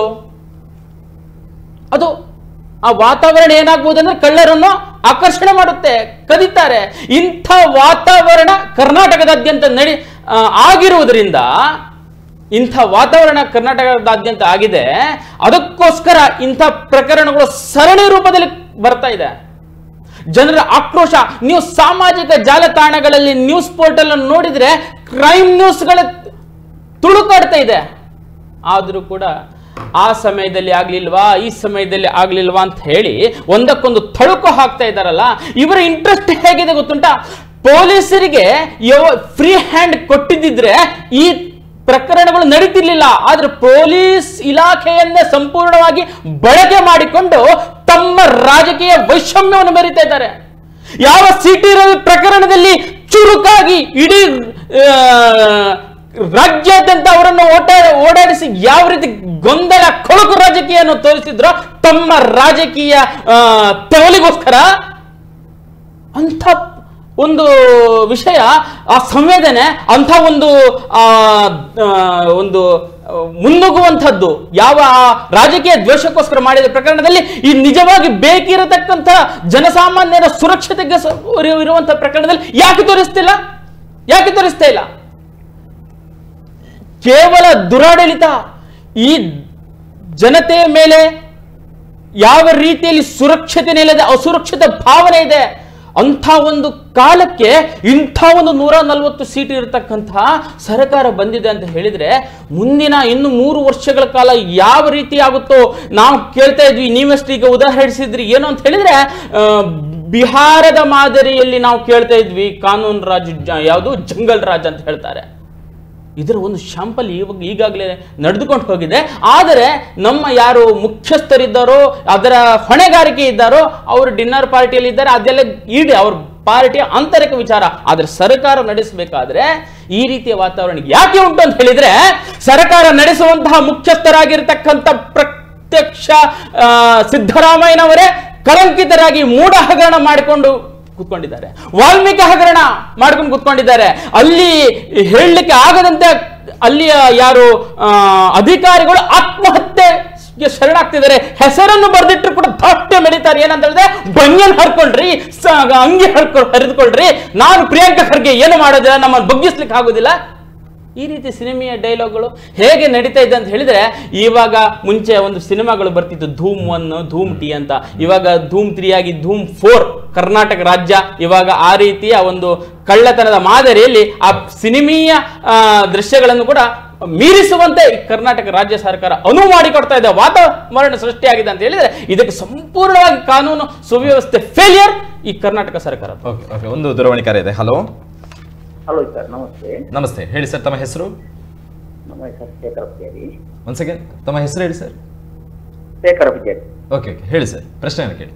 ಅಲ್ಲ ಸರ್, ನೋಡಿ, ನಾವು ಈಗ ಇವರು ಪಕ್ಷದ ಬಗ್ಗೆ ಮಾತಾಡ್ತಾರೆ ಇಬ್ರು. ನಾವಿದ್ದು ಒಂದು ದರೋಡೆಕಾರ ಮಾಡಿದವರು, ಅವ್ರು ಯಾರನ್ನಾರು ನೋಡ್ತಾರ, ಪಕ್ಷ ನೋಡ್ತಾರ ಅಲ್ಲ ಜನ ನೋಡ್ತಾರ, ಬಂದು ನಿಲ್ಲಿಸಿಬಿಡ್ತಾರೆ. ಅವ್ರು ಖುಷಿಯಾಗತ್ತೆ, ಎಲ್ಲಿ ಚಾನ್ಸ್ ಸಿಗ್ತದೆ ಅಲ್ಲಿ. ಈಗ ಅದೇ ಕೋಟೆಗಾರಲ್ಲಿ ಬ್ಯಾಂಕ್ ಲೂಟಿ ಮಾಡಿದ್ದಾರೆ. ಲೂಟಿ ಮಾಡುವಾಗ ಅಲ್ಲಿ ಸಿಸಿ ಕ್ಯಾಮರಾ, ಇಲ್ಲಿ ರಾಜ್ಯದಲ್ಲಿ ಹೊಸ ಕ್ಯಾಮರಾ ಇಲ್ಲ, ಎಲ್ಲ ಕ್ಯಾಮರಾವನ್ನು ಬಂದ್ ಮಾಡಿ ಈಗ 5-6 ಜನ ಅಲ್ಲಿ ಕೆಲಸ ಮಾಡ್ತಿದ್ರು, ಅವ್ರು ಪ್ರಾಣ ಹೋಗಿದ್ರೆ ಯಾರು ಕೊಡ್ತಿದ್ರು? ಖಂಡಿತ ಖಂಡಿತ ಹೌದಲ್ಲ. ಮತ್ತೆ ಒಂದು ಕೆಲಸ ಮಾಡಿ ನೀವು, ಇವ್ರು ಮಾಡ್ಲಿ, ಅವ್ರ ಪಕ್ಷ ಇವ್ರ ಪಕ್ಷ ಅಲ್ಲ, ದರೋಡೆಕಾರ ಯಾರು ಇದ್ರಲ್ಲ ಅದು ಬೇಜವಾಬ್ದಾರಿ ಮಾಡ್ಬೇಡಿ. ಇವತ್ತು ಸಣ್ಣ ಪುಟ್ಟ ಮಾಡ್ತಾರೆ, ನಾಳೆ ದೊಡ್ಡದು ಮಾಡ್ಬಾರ್ದು. ಒಳ್ಳೊಳ್ಳೆ ವ್ಯಕ್ತಿಗಳು ಇದ್ದಾರೆ, ಒಳ್ಳೊಳ್ಳೆ ಕಂಪನಿಗಳು ಉಂಟು ಅಂತ ಒಂದು ಬೇಜವಾಬ್ದಾರಿ ಮಾಡ್ದಲ್ಲ. ನೀವು ಮಾಡುದು ಸರಿ, ಅವ್ರು ಮಾಡಿದ್ದಾರೆ ಪಕ್ಷದಲ್ಲಿ, ಇವ್ರು ಮಾಡಿದ್ದಾರೆ ಅಂತ ನಿಮ್ಮ ಪಕ್ಷನೂ ಅವ್ರು ಬಿಡುದಿಲ್ಲ, ನಾವು ಇನ್ನೊಬ್ಬ ಪಕ್ಷನೂ ಬಿಡುದಿಲ್ಲ ಅವರು. ಓಕೆ, ಆದ್ರೆ ಕಾನೂನು ಸುವ್ಯವಸ್ಥೆ ಗಟ್ಟಿಯಾಗಿದ್ದಂತ ಸಂದರ್ಭದಲ್ಲಿ ಕಳ್ಳರಿಗೂ ಕೂಡ ಒಂದು ಹೆದರಿಕೆ ಮಾಡ್ಬೇಕಲ್ಲ, ಇವ್ರು ಗಟ್ಟಿ ಮಾಡ್ಲೇಬೇಕು ನಿಜವಾಗಿ. ಅಲ್ಲ ಅದು ಪಕ್ಷ ನೋಡುದಲ್ಲ, ಅದು ಎಲ್ಲರಿಗೆ ಅದು ಅನ್ವಯ ಆಗ್ತದೆ, ಯಾರು ಬಿಡುದಿಲ್ಲ ಅವರು. ಎಸ್, ನಾವು ಅದನ್ನೇ ಪ್ರಶ್ನೆಯನ್ನ ಮಾಡ್ತಾ ಇರುವಂತದ್ದು. ಇನ್ನೊಂದು ಸರ್ಕಾರಕ್ಕೆ ಅಥವಾ ಇನ್ನೊಂದು ಪಕ್ಷಕ್ಕೆ ಹೋಲಿಸುವಂತದ್ದನ್ನ ಬಿಡಿ, ತಮ್ಮ ಸರ್ಕಾರದ ಒಂದು ಕಾನೂನು ವ್ಯವಸ್ಥೆಯನ್ನ ಗೃಹ ಇಲಾಖೆಯನ್ನು ಗಟ್ಟಿಗೊಳಿಸಿ, ಪೊಲೀಸ್ ಇಲಾಖೆಗೆ ಫ್ರೀ ಹ್ಯಾಂಡ್ ಕೊಡಿ. ನಿಮ್ಮ ಆರ್ಡರ್ಗೋಸ್ಕರ ಕಾಯುವಂತದ್ದು ಬೇಡ. ಸ್ಪೆಷಲ್ ನಾನು ಕೋಟೆಕರ್ ವಿಚಾರಕ್ಕೆ ಹೇಳ್ಬೇಕಂತ ಹೇಳಿದ್ರೆ ಇನ್ಸ್ಪೆಕ್ಟರ್ ರಫೀಕ್ ಅವರಿಗೆ ಹ್ಯಾಂಡ್ಸ್ ಅಪ್ ಹೇಳ್ಬೇಕು. ಯಾವುದೇ ಒಂದು ಡೈರೆಕ್ಷನ್ಗೂ ಕೂಡ ಕಾಯದೆ ಫೈರಿಂಗ್ ಮಾಡಿದ್ದಾರೆ. ಗ್ರೇಟ್, ಅಂತ ಘಟನೆ ನಡಿಬೇಕು, ಅಂತ ಘಟನೆ ನಡಿಬೇಕು. ಯಾಕಂತ ಹೇಳ್ತೀನಿ sir. Thank you sir, thank you. And Rafiq ಅವರ ವಿಚಾರಕ್ಕೆ ನಮ್ಮ ಟಿವಿಯಿಂದ ನಮ್ಮ ಪ್ರಶಂಸೆ ಇದೆ. ಯಾಕಂತ ಹೇಳಿದ್ರೆ ಯಾವುದೇ ಡೈರೆಕ್ಷನ್ಗೂ ಕೂಡ ಕಾಯದೆ ನೇರವಾಗಿ ಫೈರಿಂಗ್ ಮಾಡಿದ್ದಾರೆ. ಬಿಕಾಸ್ ಆನ್ ದಿ ಸ್ಪಾಟ್ ಅಲ್ಲಿ ಏನಾಗಬೇಕಿತ್ತು ಅದನ್ನ ಆಗಿದೆ. ಯಾವುದೋ ಹಿರಿಯ ಅಧಿಕಾರಿಗಳಿಂದ ಅಥವಾ ರಾಜಕೀಯ ನಾಯಕರಿಂದ ಏನು ಸ್ಟೇಟ್ಮೆಂಟ್ಗಳು ಅಥವಾ ಏನು ಡೈರೆಕ್ಷನ್ಗಳು ಬರಬೇಕು ಅನ್ನುವಂಥದ್ದಲ್ಲ. ರಾಜ್ಯದಲ್ಲಿ ಆನ್ ದಿ ಸ್ಪಾಟ್ ಏನಾಗಬೇಕು ಅದು ಆಗಬೇಕು. ಫ್ರೀ ಹ್ಯಾಂಡ್ ಕೊಡ್ರಿ ಪೊಲೀಸ್ ಅವರಿಗೆ. ತಮ್ಮ ಗೃಹ ಇಲಾಖೆಯ ಅಂಡರ್ ಅಲ್ಲಿ ಬರ್ಬೋದು, ಬಟ್ ಅವ್ರ ಕೈಯನ್ನು ಯಾಕೆ ಕಟ್ಟಾಗ್ತಿದ್ದೀರಾ? ಪೊಲೀಸರ ಕೆಲಸ ಅಂದ್ರೆ ಏನು ಅನ್ನುವಂಥದ್ದು ತಿಳಿಲಿ ರಾಜ್ಯಕ್ಕೆ. ಅಂಡ್ ಒಂದು ವಿಷಯ, ಇಡೀ ದೇಶದಲ್ಲಿ ನಂಬರ್ 1 ಪೊಲೀಸ್ ಇಲಾಖೆ ಅಂತ ಇದ್ರೆ ಅದು ಕರ್ನಾಟಕ ಆಗಿತ್ತು ಒಂದು ಟೈಮ್ ಅಲ್ಲಿ. ಯಾಕೆ ದಂಡುಪಾಳ್ಯ ಅಥವಾ ವೀರಪ್ಪನ್ ಗ್ಯಾಂಗ್ ಅನ್ನು ಹಿಡಿದಿರುವಂತದ್ದು ಯಾರು? ಇದೇ ಕರ್ನಾಟಕ ಪೊಲೀಸ್. ಏನು ಆಂಧ್ರದಿಂದ ಅಥವಾ ಡೆಲ್ಲಿಯಿಂದ ಬರಲಿಲ್ಲ. ಬಟ್ ಈಗ ಏನ್ ಮಾಡ್ತಾ ಇದೆ ಕರ್ನಾಟಕ ಪೊಲೀಸ್? ಅವ್ರ 2 ಕೈಗೂ ಕೂಡ ಬೇಡಿ ಹಾಕಿದ್ರೆ ಸರ್ ತಾವುಗಳು. ಆ ಬೇಡಿ ಅವರಿಗಲ್ಲ, ಕಳ್ಳರಿಗೆ ಹಾಕ್ಬೇಕು. ಅದಕ್ಕೆ ಅವಕಾಶ ಮಾಡಿಕೊಡಿ. ಎಕ್ಸಾಂಪಲ್ ಹೇಳ, ಈ ಸರ್ಕಾರದ ಎಕ್ಸಾಂಪಲ್ ಹೇಳ ನಿಮ್ಗೆ. ವಿಧಾನಸಭೆಯ ಒಳಗಡೆ ಪಾಕಿಸ್ತಾನದ ಪರವಾಗಿ ಘೋಷಣೆ ಕೂಗಿದ್ರಲ್ವಾ? ಏನ್ ಮಾಡಿದ್ರಿ ಕಾಂಗ್ರೆಸ್ ಸರ್ಕಾರ? ಏನ್ ಹೇಳಿದ್ರ? ಅಟ್ ಲೀಸ್ಟ್ ಚಾರ್ಜ್ ಶೀಟ್ ಆಗಿದೆಯಾ ಸ್ವಾಮಿ? ಚಾರ್ಜ್ ಶೀಟ್ ಆಗಿದೆಯಾ ಸಿದ್ದರಾಮಯ್ಯನವರೇ? ಯಾಕೆ? ನಾಸಿರ್ ಹುಸೇನ್ ತಮ್ಮ ಪಕ್ಷದವರು, ತಮ್ಮ ಪಕ್ಷಕ್ಕೆ ಬೇಕಾಗಿರುವವರು. ಒಂದು ಎನ್ಕ್ವೈರಿಗೆ ಅಟೆಂಡ್ ಆಗೋದಕ್ಕೆ ಆಗೋದಿಲ್ಲ ಪುಣ್ಯಾತ್ಮನಿಗೆ. ಏನ್ ಮಾಡ್ತಾ ಇದೆ ಕಾಂಗ್ರೆಸ್? ಇದಾ ಗೃಹ ಇಲಾಖೆಯ ಸುರಕ್ಷತೆ? ನೀವು ಚಾರ್ಜ್ ಶೀಟ್ ಆಗೋದಕ್ಕೆ ಹಿಂದೆ ಮುಂದೆ ನೋಡ್ತೀರಾ. ಇನ್ನು ಯಾವ್ಯಾವನೋ ಬರ್ತಾನೆ ಬೇರೆ ರಾಜ್ಯದಿಂದ, ಇಲ್ಲಿ ಬಾಂಬು ಇಡ್ತಾನೆ, ಪಾಕಿಸ್ತಾನದ ಪರವಾಗಿ ಘೋಷಣೆಯನ್ನು ಕೂಗ್ತಾನೆ, ಬ್ಯಾಂಕ್ ದರೋಡೆಯನ್ನು ಹೊಡಿತಾನೆ, ಇಲ್ಲಿರುವ ಹೆಣ್ಣು ಮಕ್ಕಳೆಲ್ಲ ಹೇಳ್ಕೊಂಡು ಹೋಗ್ತಾನೆ. ಯಾವನ್ನು ಕೂಡ ಕೇಳೋದಿಲ್ಲ. ಮೊದಲು ಸರ್ಕಾರ ಮತ್ತೆ ಹೇಳ್ತಾ ಇದ್ದೀನಿ, ಅಭಿವೃದ್ಧಿ ಲೇಟ್ ಆದ್ರೂ ಪರವಾಗಿಲ್ಲ ಸರ್. ಅನೇಕ ಸರ್ಕಾರ ಬಂದೋಗಿದೆ, ರೋಡ್ ಮಾಡ್ತೀವಿ, ಟಾರ್ ಹಾಕ್ತೀವಿ ಅಂತ ಹೇಳಿ ಯಾವನ್ನು ಮಾಡಿಲ್ಲ. ಬೇಕಾಗಿಲ್ಲ ನಿಮ್ಮ ಅಭಿವೃದ್ಧಿ. ಸುರಕ್ಷತೆ ಕೊಡಿ. ನಮ್ಮ ಅಭಿವೃದ್ಧಿ ನಾವು ಮಾಡ್ಕೊಳ್ತೀವಿ, ಸುರಕ್ಷತೆ ಕೊಡ್ರಿ. ಬಿಕಾಸ್ ನಮಗೂ ಕೂಡ ಧೈರ್ಯ ಇಲ್ಲ ರೀ ಇಲ್ಲಿ ಕುತ್ಕೊಂಡು ಮಾತಾಡೋದಕ್ಕೆ. ಯಾವಾಗ ಏನಾಗುತ್ತೆ ಅಂತ ಯಾವನಿಗೆ ಗೊತ್ತು? ರಾಜ್ಯದಲ್ಲಿ ಸುರಕ್ಷತೆ ಅನ್ನುವಂಥದ್ದಿಲ್ಲ ಅಂತ ಹೇಳಿದ್ರೆ ದೇಶಕ್ಕೆ ಸಂಬಂಧಪಟ್ಟಂತೆ ಯೋಧ ಎಷ್ಟು ಮುಖ್ಯನೋ ರಾಜ್ಯಕ್ಕೆ ಸಂಬಂಧಪಟ್ಟಂತೆ ಪ್ರತಿಯೊಬ್ಬ ಪೇದೆನೂ ಅಷ್ಟೇ ಮುಖ್ಯ. ಅದನ್ನು ಗಮನಿಸಿ ಮೊದಲಾಗಿ ಮುಖ್ಯಮಂತ್ರಿ ಅವರು. ಅಂಡ್ ಜರಂ ಸರ್, ಇದೇ ವಿಚಾರವಾಗಿ ನೋಡೋದಾದ್ರೆ ಇಂತಹ ಘಟನೆಗಳು ನಡೆಯುವಂತಹ ಸಂದರ್ಭದಲ್ಲಿ ಕರ್ತವ್ಯವನ್ನ ಮರೆತು ಬೇಕಾಬಿಟ್ಟು ಹೇಳಿಕೆ ನೀಡುವಂಥದ್ದು ಸಮಂಜಸನ ಸರ್ ಈ ವಿಚಾರಕ್ಕೆ ಸಂಬಂಧಪಟ್ಟಂತೆ? ಮುಖ್ಯವಾಗಿ ಕಾಂಗ್ರೆಸ್ನಲ್ಲಿ ಇರುವವರು ಅನುಭವಿ ಸಚಿವರೇ. ಹಾಗಿದ್ದು ಕಾನೂನು ಸುವ್ಯವಸ್ಥೆ ಯಾಕೆ ಈ ಮಟ್ಟದಲ್ಲಿ ಹದಗೆಟ್ಟಿತ್ತು ಅಂತ ಹೇಳೋ ಮೂಲ ಪ್ರಶ್ನೆಯನ್ನು ನಾವು ಹಿಡ್ಕೊಂಡು ಹೋದರೆ ನಮಗೆ ಇದರ ಒಟ್ಟು ಒಂದು ಇವತ್ತಿನ ಚಿತ್ರಣ ದೊರೀತದೆ. ಅವರೇನು ಹೇಳ್ತಾರೆ, ಘಟನೆ ಆಗುವುದನ್ನು ತಡೆಯುವುದು ಮುಖ್ಯ ಅಂತ ಹೇಳೋದಕ್ಕಿಂತ ಘಟನೆ ಆದ ಮೇಲೆ ನಾವು ಕ್ರಮ ತಗೊಳ್ಳಿಲ್ವಾ, ಸ್ವಿಫ್ಟ್ ಆ್ಯಕ್ಷನ್ ತಗೊಳ್ಳಿಲ್ವಾ ಅಂತ ಹೇಳ್ತಾರೆ. ಅಂದರೆ ದರೋಡೆಕೋರನ್ನ ಬಂಧಿಸಲಿಲ್ವಾ, ನಾವು ಆ್ಯಕ್ಷನ್ ತಗೊಳ್ಳಿಲ್ವಾ, ನಾವು ಪೊಲೀಸ್ ಅಧಿಕಾರಿಗಳಿಗೆ ಅಧಿಕಾರ ಕೊಡಲಿಲ್ವಾ, ಇದೆಲ್ಲ ಪ್ರಶ್ನೆ. ಘಟನೆ ಆಗದಂತೆ ತಡೆಯುವುದೇ ಮುಖ್ಯ ಅಲ್ವಾ? ಆದರೆ ಇವತ್ತು ಈ ದೌರ್ಬಲ್ಯ ನಮ್ಮನ್ನು ಆಳುವವರಲ್ಲಿ ಯಾಕೆ ಬಂತು ಅಂತ ಹೇಳಬೇಕು ನೋಡೋದಾದರೆ ನಾವು ಸ್ವಲ್ಪ 2023 ಮೇ ತಿಂಗಳಿಗೆ ಹೋಗುವ. 2023 ಮೇ ತಿಂಗಳಲ್ಲಿ ಅಧಿಕಾರಕ್ಕೆ ಬಂತು ಸರ್ಕಾರ. ಆಗ 2.5 ವರ್ಷ ಅಂತ ಒಪ್ಪಂದ ಆಗಿದೆ ಅಂಥೇಳಿ ಕೂಗು ಈಗ ವಿಧಾನಸೌಧದ ಮೊಗಸಾಲೆಯಲ್ಲೆಲ್ಲ ಬಹಳ ಜೋರಾಗಿ ಕೇಳಿ ಬರ್ತಾ ಉಂಟು. ಮೊದಲ ಅವಧಿ ಸಿದ್ದರಾಮಯ್ಯರದು, ಎರಡನೇ ಅವಧಿ DK ಶಿವಕುಮಾರ್. ಈ ಹಂತದಲ್ಲಿ ಅಂದರೆ ಆ ಒಂದು ಒಪ್ಪಂದ ಆಗಿದೆ ನಿಜವೇ ಆಗಿದ್ರೆ ಮತ್ತೆ ಅದನ್ನು ನಾವು ಅದು ಸತ್ಯ ಅಂತ ಭಾವಿಸುವುದಾಗಿದ್ದರೆ ಈಗ ಏನಾಗಿದೆ, ಸಿದ್ದರಾಮಯ್ಯರ ಉತ್ತರಾಧಿಕಾರಿ DKಶಿ ಅಂತ ಹೇಳೋದು ಅಷ್ಟೇ ಬಲವಾಗಿ ಕೇಳಿಬರುವಂಥ ಕೂಗು. KPCC ಅಧ್ಯಕ್ಷರಾಗಿ ಸಹಜವಾಗಿ ಅವರಿಗೆ ಮುಖ್ಯಮಂತ್ರಿ ಆಗುವ ಅರ್ಹತೆ ಇದೆ ಅಂತೇಳಿ ರಾಜಕೀಯದ ವಲಯಗಳು ಭಾವಿಸ್ತವೆ, ಮತ್ತು ಹಿಂದೆ ಆದದ್ದು ಕೂಡ ಹಾಗೆ. ಆದರೆ ಅವರು ಈಗ KPCC ಹುದ್ದೆಯನ್ನು ಹೊಂದಿದ್ದಾರೆ ಪ್ರಸ್ತುತ. ಈ DKಶಿ ಮುಖ್ಯಮಂತ್ರಿ ಆಗಬಾರ್ದು ಅಂತ ಹೇಳುವ ತಡೆಯುವ ಪ್ರಯತ್ನಗಳಲ್ಲಿ ಇವತ್ತು ಎಲ್ಲ ಸಚಿವರು ಗುಂಪಾಗಿ ಒಡೆದು ತಾವು ಒಂದು ಒಂದು ಒಂದು ಒಬ್ಬರ ನಾಯಕರ ಬೆಂಬಲಕ್ಕೆ ನಿಲ್ಲೋದು, ಅಥವಾ ಆ ನಾಯಕ ಆಗದಿದ್ರೆ ತನಗೆ ಅವಕಾಶ ಆದೀತು ಅಂತ ಹೇಳಿಕೊಂಡು ತಾನೊಂದು ಅದರಲ್ಲಿ ಒಂದು ನಾಯಕತ್ವ ತಗೊಳ್ಳೋದು ಅಥವಾ ರಾಜಕೀಯ ಹೇಳಿಕೆಗಳಲ್ಲಿ ಮಗ್ನರಾಗಿ ಬಿಟ್ಟಿದ್ದಾರೆ. ಆದ್ದರಿಂದ ಅವರ ಇಲಾಖೆಗೆ ಕೊಟ್ಟ ಜವಾಬ್ದಾರಿಯನ್ನು ಸರಿಯಾಗಿ ನಿಭಾಯಿಸದೆ ಅಧಿಕಾರಿಗಳಿಗೆ ಬಿಟ್ಟಿದ್ದಾರೆ. ಇದೇನಾಗಿದೆ, ಮೇಲಿನವ ಭ್ರಷ್ಟ ಆದರೆ ಕೆಳಗಿನವ ಪ್ರಾಮಾಣಿಕ ಆಗಿರಬೇಕು ಅಂತೇಳಿ ನಾವು ನಿರೀಕ್ಷೆ ಮಾಡೋದು ಹೇಗೆ? ಸಿದ್ದರಾಮಯ್ಯರ ಮೇಲೆ ಕೇಸ್ಗಳಿವೆ, DK ಶಿವಕುಮಾರರ ಮೇಲೆ ಮೊದಲೇ ಇದೆ. ಆದ್ದರಿಂದ ನೀವು ನಾನು ಸರಿ ಇದ್ದರೆ ತಾನೇ ನನಗೆ ನನ್ನ ಕೆಳಗಿನವ್ರನ್ನ ನಾನು ಸರಿಯಾಗಿ ನಡೆಸ್ಕೊಳ್ಳಲಿಕ್ಕೆ ಸಾಧ್ಯ ಆಗೋದು. ಸೊ ಈ ಶಿಥಿಲತೆ ಬಂದಿದೆ. ಇದರಿಂದಾಗಿ ಇಡೀ ವ್ಯವಸ್ಥೆಯೇ ಸಂವೇದನಾಶೀಲತೆಯನ್ನು ಕಳ್ಕೊಂಡಿದೆ. ಮುಖ್ಯ ನಾವು ನೋಡುವ ಅವರು ಶಿವಕುಮಾರರ ಮಾತುಗಳೆಲ್ಲ ಹೇಗಿದ್ವೆ ನೋಡಿ.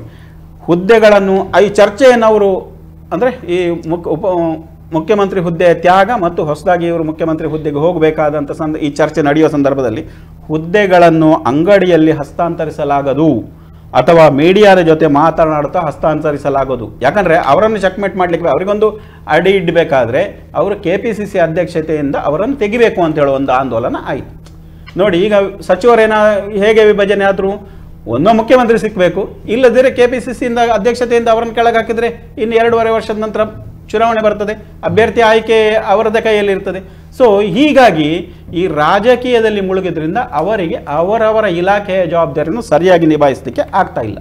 ಮುಖ್ಯ MLAಗಳಲ್ಲಿ ಕೂಡ ಇವತ್ತು ಬಹಳ ದೊಡ್ಡ ಗೊಂದಲ ಇದೆ. ಯಾಕಂದರೆ ಗ್ಯಾರಂಟಿ ಯೋಜನೆಗಳು ಆಂತರಿಕ ಟೀಕೆಗೆ ಒಳಗಾಗಿವೆ. ಅಷ್ಟೇ ಅಲ್ಲ, ವಿಜಯನಗರ ಶಾಸಕ HR ಗವಿಯಪ್ಪ 2-3 ಗ್ಯಾರಂಟಿಗಳನ್ನು ತೆಗೆದೇ ಬಿಡಿ ಅಂತ ಹೇಳಿದ್ದಾರೆ. ವಸತಿ ಯೋಜನೆಗಳಿಗೆ ಹಣ ಇಲ್ಲ ಅಂತ ಹೇಳ್ತಾರೆ. ತಾವು ಹೇಳಿದ್ರೆ ಅಭಿವೃದ್ಧಿ ನೆಕ್ಸ್ಟ್ ಅಂತೇಳಿ ಹೇಳಿದ್ವಿ. ಸುರಕ್ಷೆ ಮತ್ತು ಅಭಿವೃದ್ಧಿ ಎರಡು ಒಟ್ಟೊಟ್ಟಿಗೆ ಹೋಗ್ಬೇಕಲ್ವಾ? ಈಗ ನೀವು ಏನು ಕೇಳಿದ್ರು ದುಡ್ಡಿಲ್ಲ ಹೇಳ್ತೀರಿ, ಯಾವುದೇ ವಿಷಯಕ್ಕೆ ದುಡ್ಡಿಲ್ಲ. ಇದರಿಂದಾಗಿ ಏನಾಗಿದೆ, ನೀವು ಬಾಯಿ ಮುಚ್ಚಿಸುವ ಕೆಲಸ ಮುಖ್ಯವಾಗಿ ಮಾಡೋದು. ಅಜೀರ್ಣ ಆಗುವಷ್ಟು 140 ಸ್ಥಾನಗಳಷ್ಟು ಬಂದಿದೆ. ಇದೊಂದು ಅದಕ್ಕೆ ಅಜೀರ್ಣ ಆಗುವ ಬಹುಮತ ಅಂತಲೇ ನಾವೊಂದು ಭಾವಿಸ್ಬೋದು. ಇಂಥ ಸಂದರ್ಭದಲ್ಲಿ ಕಾಂಗ್ರೆಸ್ಸಿಗೆ ಏನಿದೆ, ಈ ಭಿನ್ನ ಮತದ ಹೇಳಿಕೆಗಳನ್ನು ಕೊಡುವ ಶಾಸಕರ ಬಾಯಿ ಮುಚ್ಚಿಸುವ ಆದ್ಯತೆಯಾಗಿ ಆಗಿದೆ. ಅದಕ್ಕಾಗಿ ಖರ್ಗೆ ಅವರು ಮಧ್ಯಪ್ರವೇಶ ಮಾಡಬೇಕಾಯ್ತು. ಇಷ್ಟೆಲ್ಲ ನಿಮ್ಮ ಕಾನ್ಸಂಟ್ರೇಷನ್ ಇಲ್ಲಿ ಇರುವಾಗ ನಿಮಗೆ ಕಾನೂನು ಮತ್ತು ಸುವ್ಯವಸ್ಥೆ ಆಡಳಿತ ಮಾಡೋದು ಹೇಗೆ ಸಾಧ್ಯ ಆಗ್ತದೆ?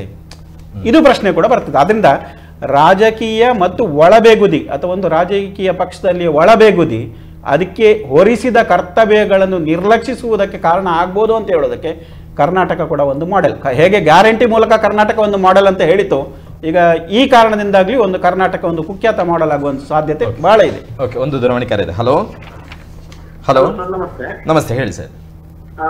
ನಾನು ಕಿರಣ್ ಅಂತ ಮಾತಾಡ್ತಿದ್ದೇನೆ. ಎಸ್, ಹೇಳಿ ಸರ್. ಏನಿಲ್ಲ, ಈಗ ಫಸ್ಟ್ ಆಫ್ ಆಲ್ ಈಗ ದರೋಡೆ ಎಲ್ಲ ನಡೀತು. ಅದಕ್ಕೆ ತುಂಬಾ ಒಂದು ಮುಖ್ಯ ಕಾರಣ ಏನಿರ್ಬೋದು ಅಂತ ಹೇಳಿದ್ರೆ ನಮ್ಮ ಗುಪ್ತಚರ ಇಲಾಖೆಯ ಸಂಪೂರ್ಣ ಒಂದು ಫೇಲಿಯರ್ ಅಂತ ಹೇಳ್ಬೋದು.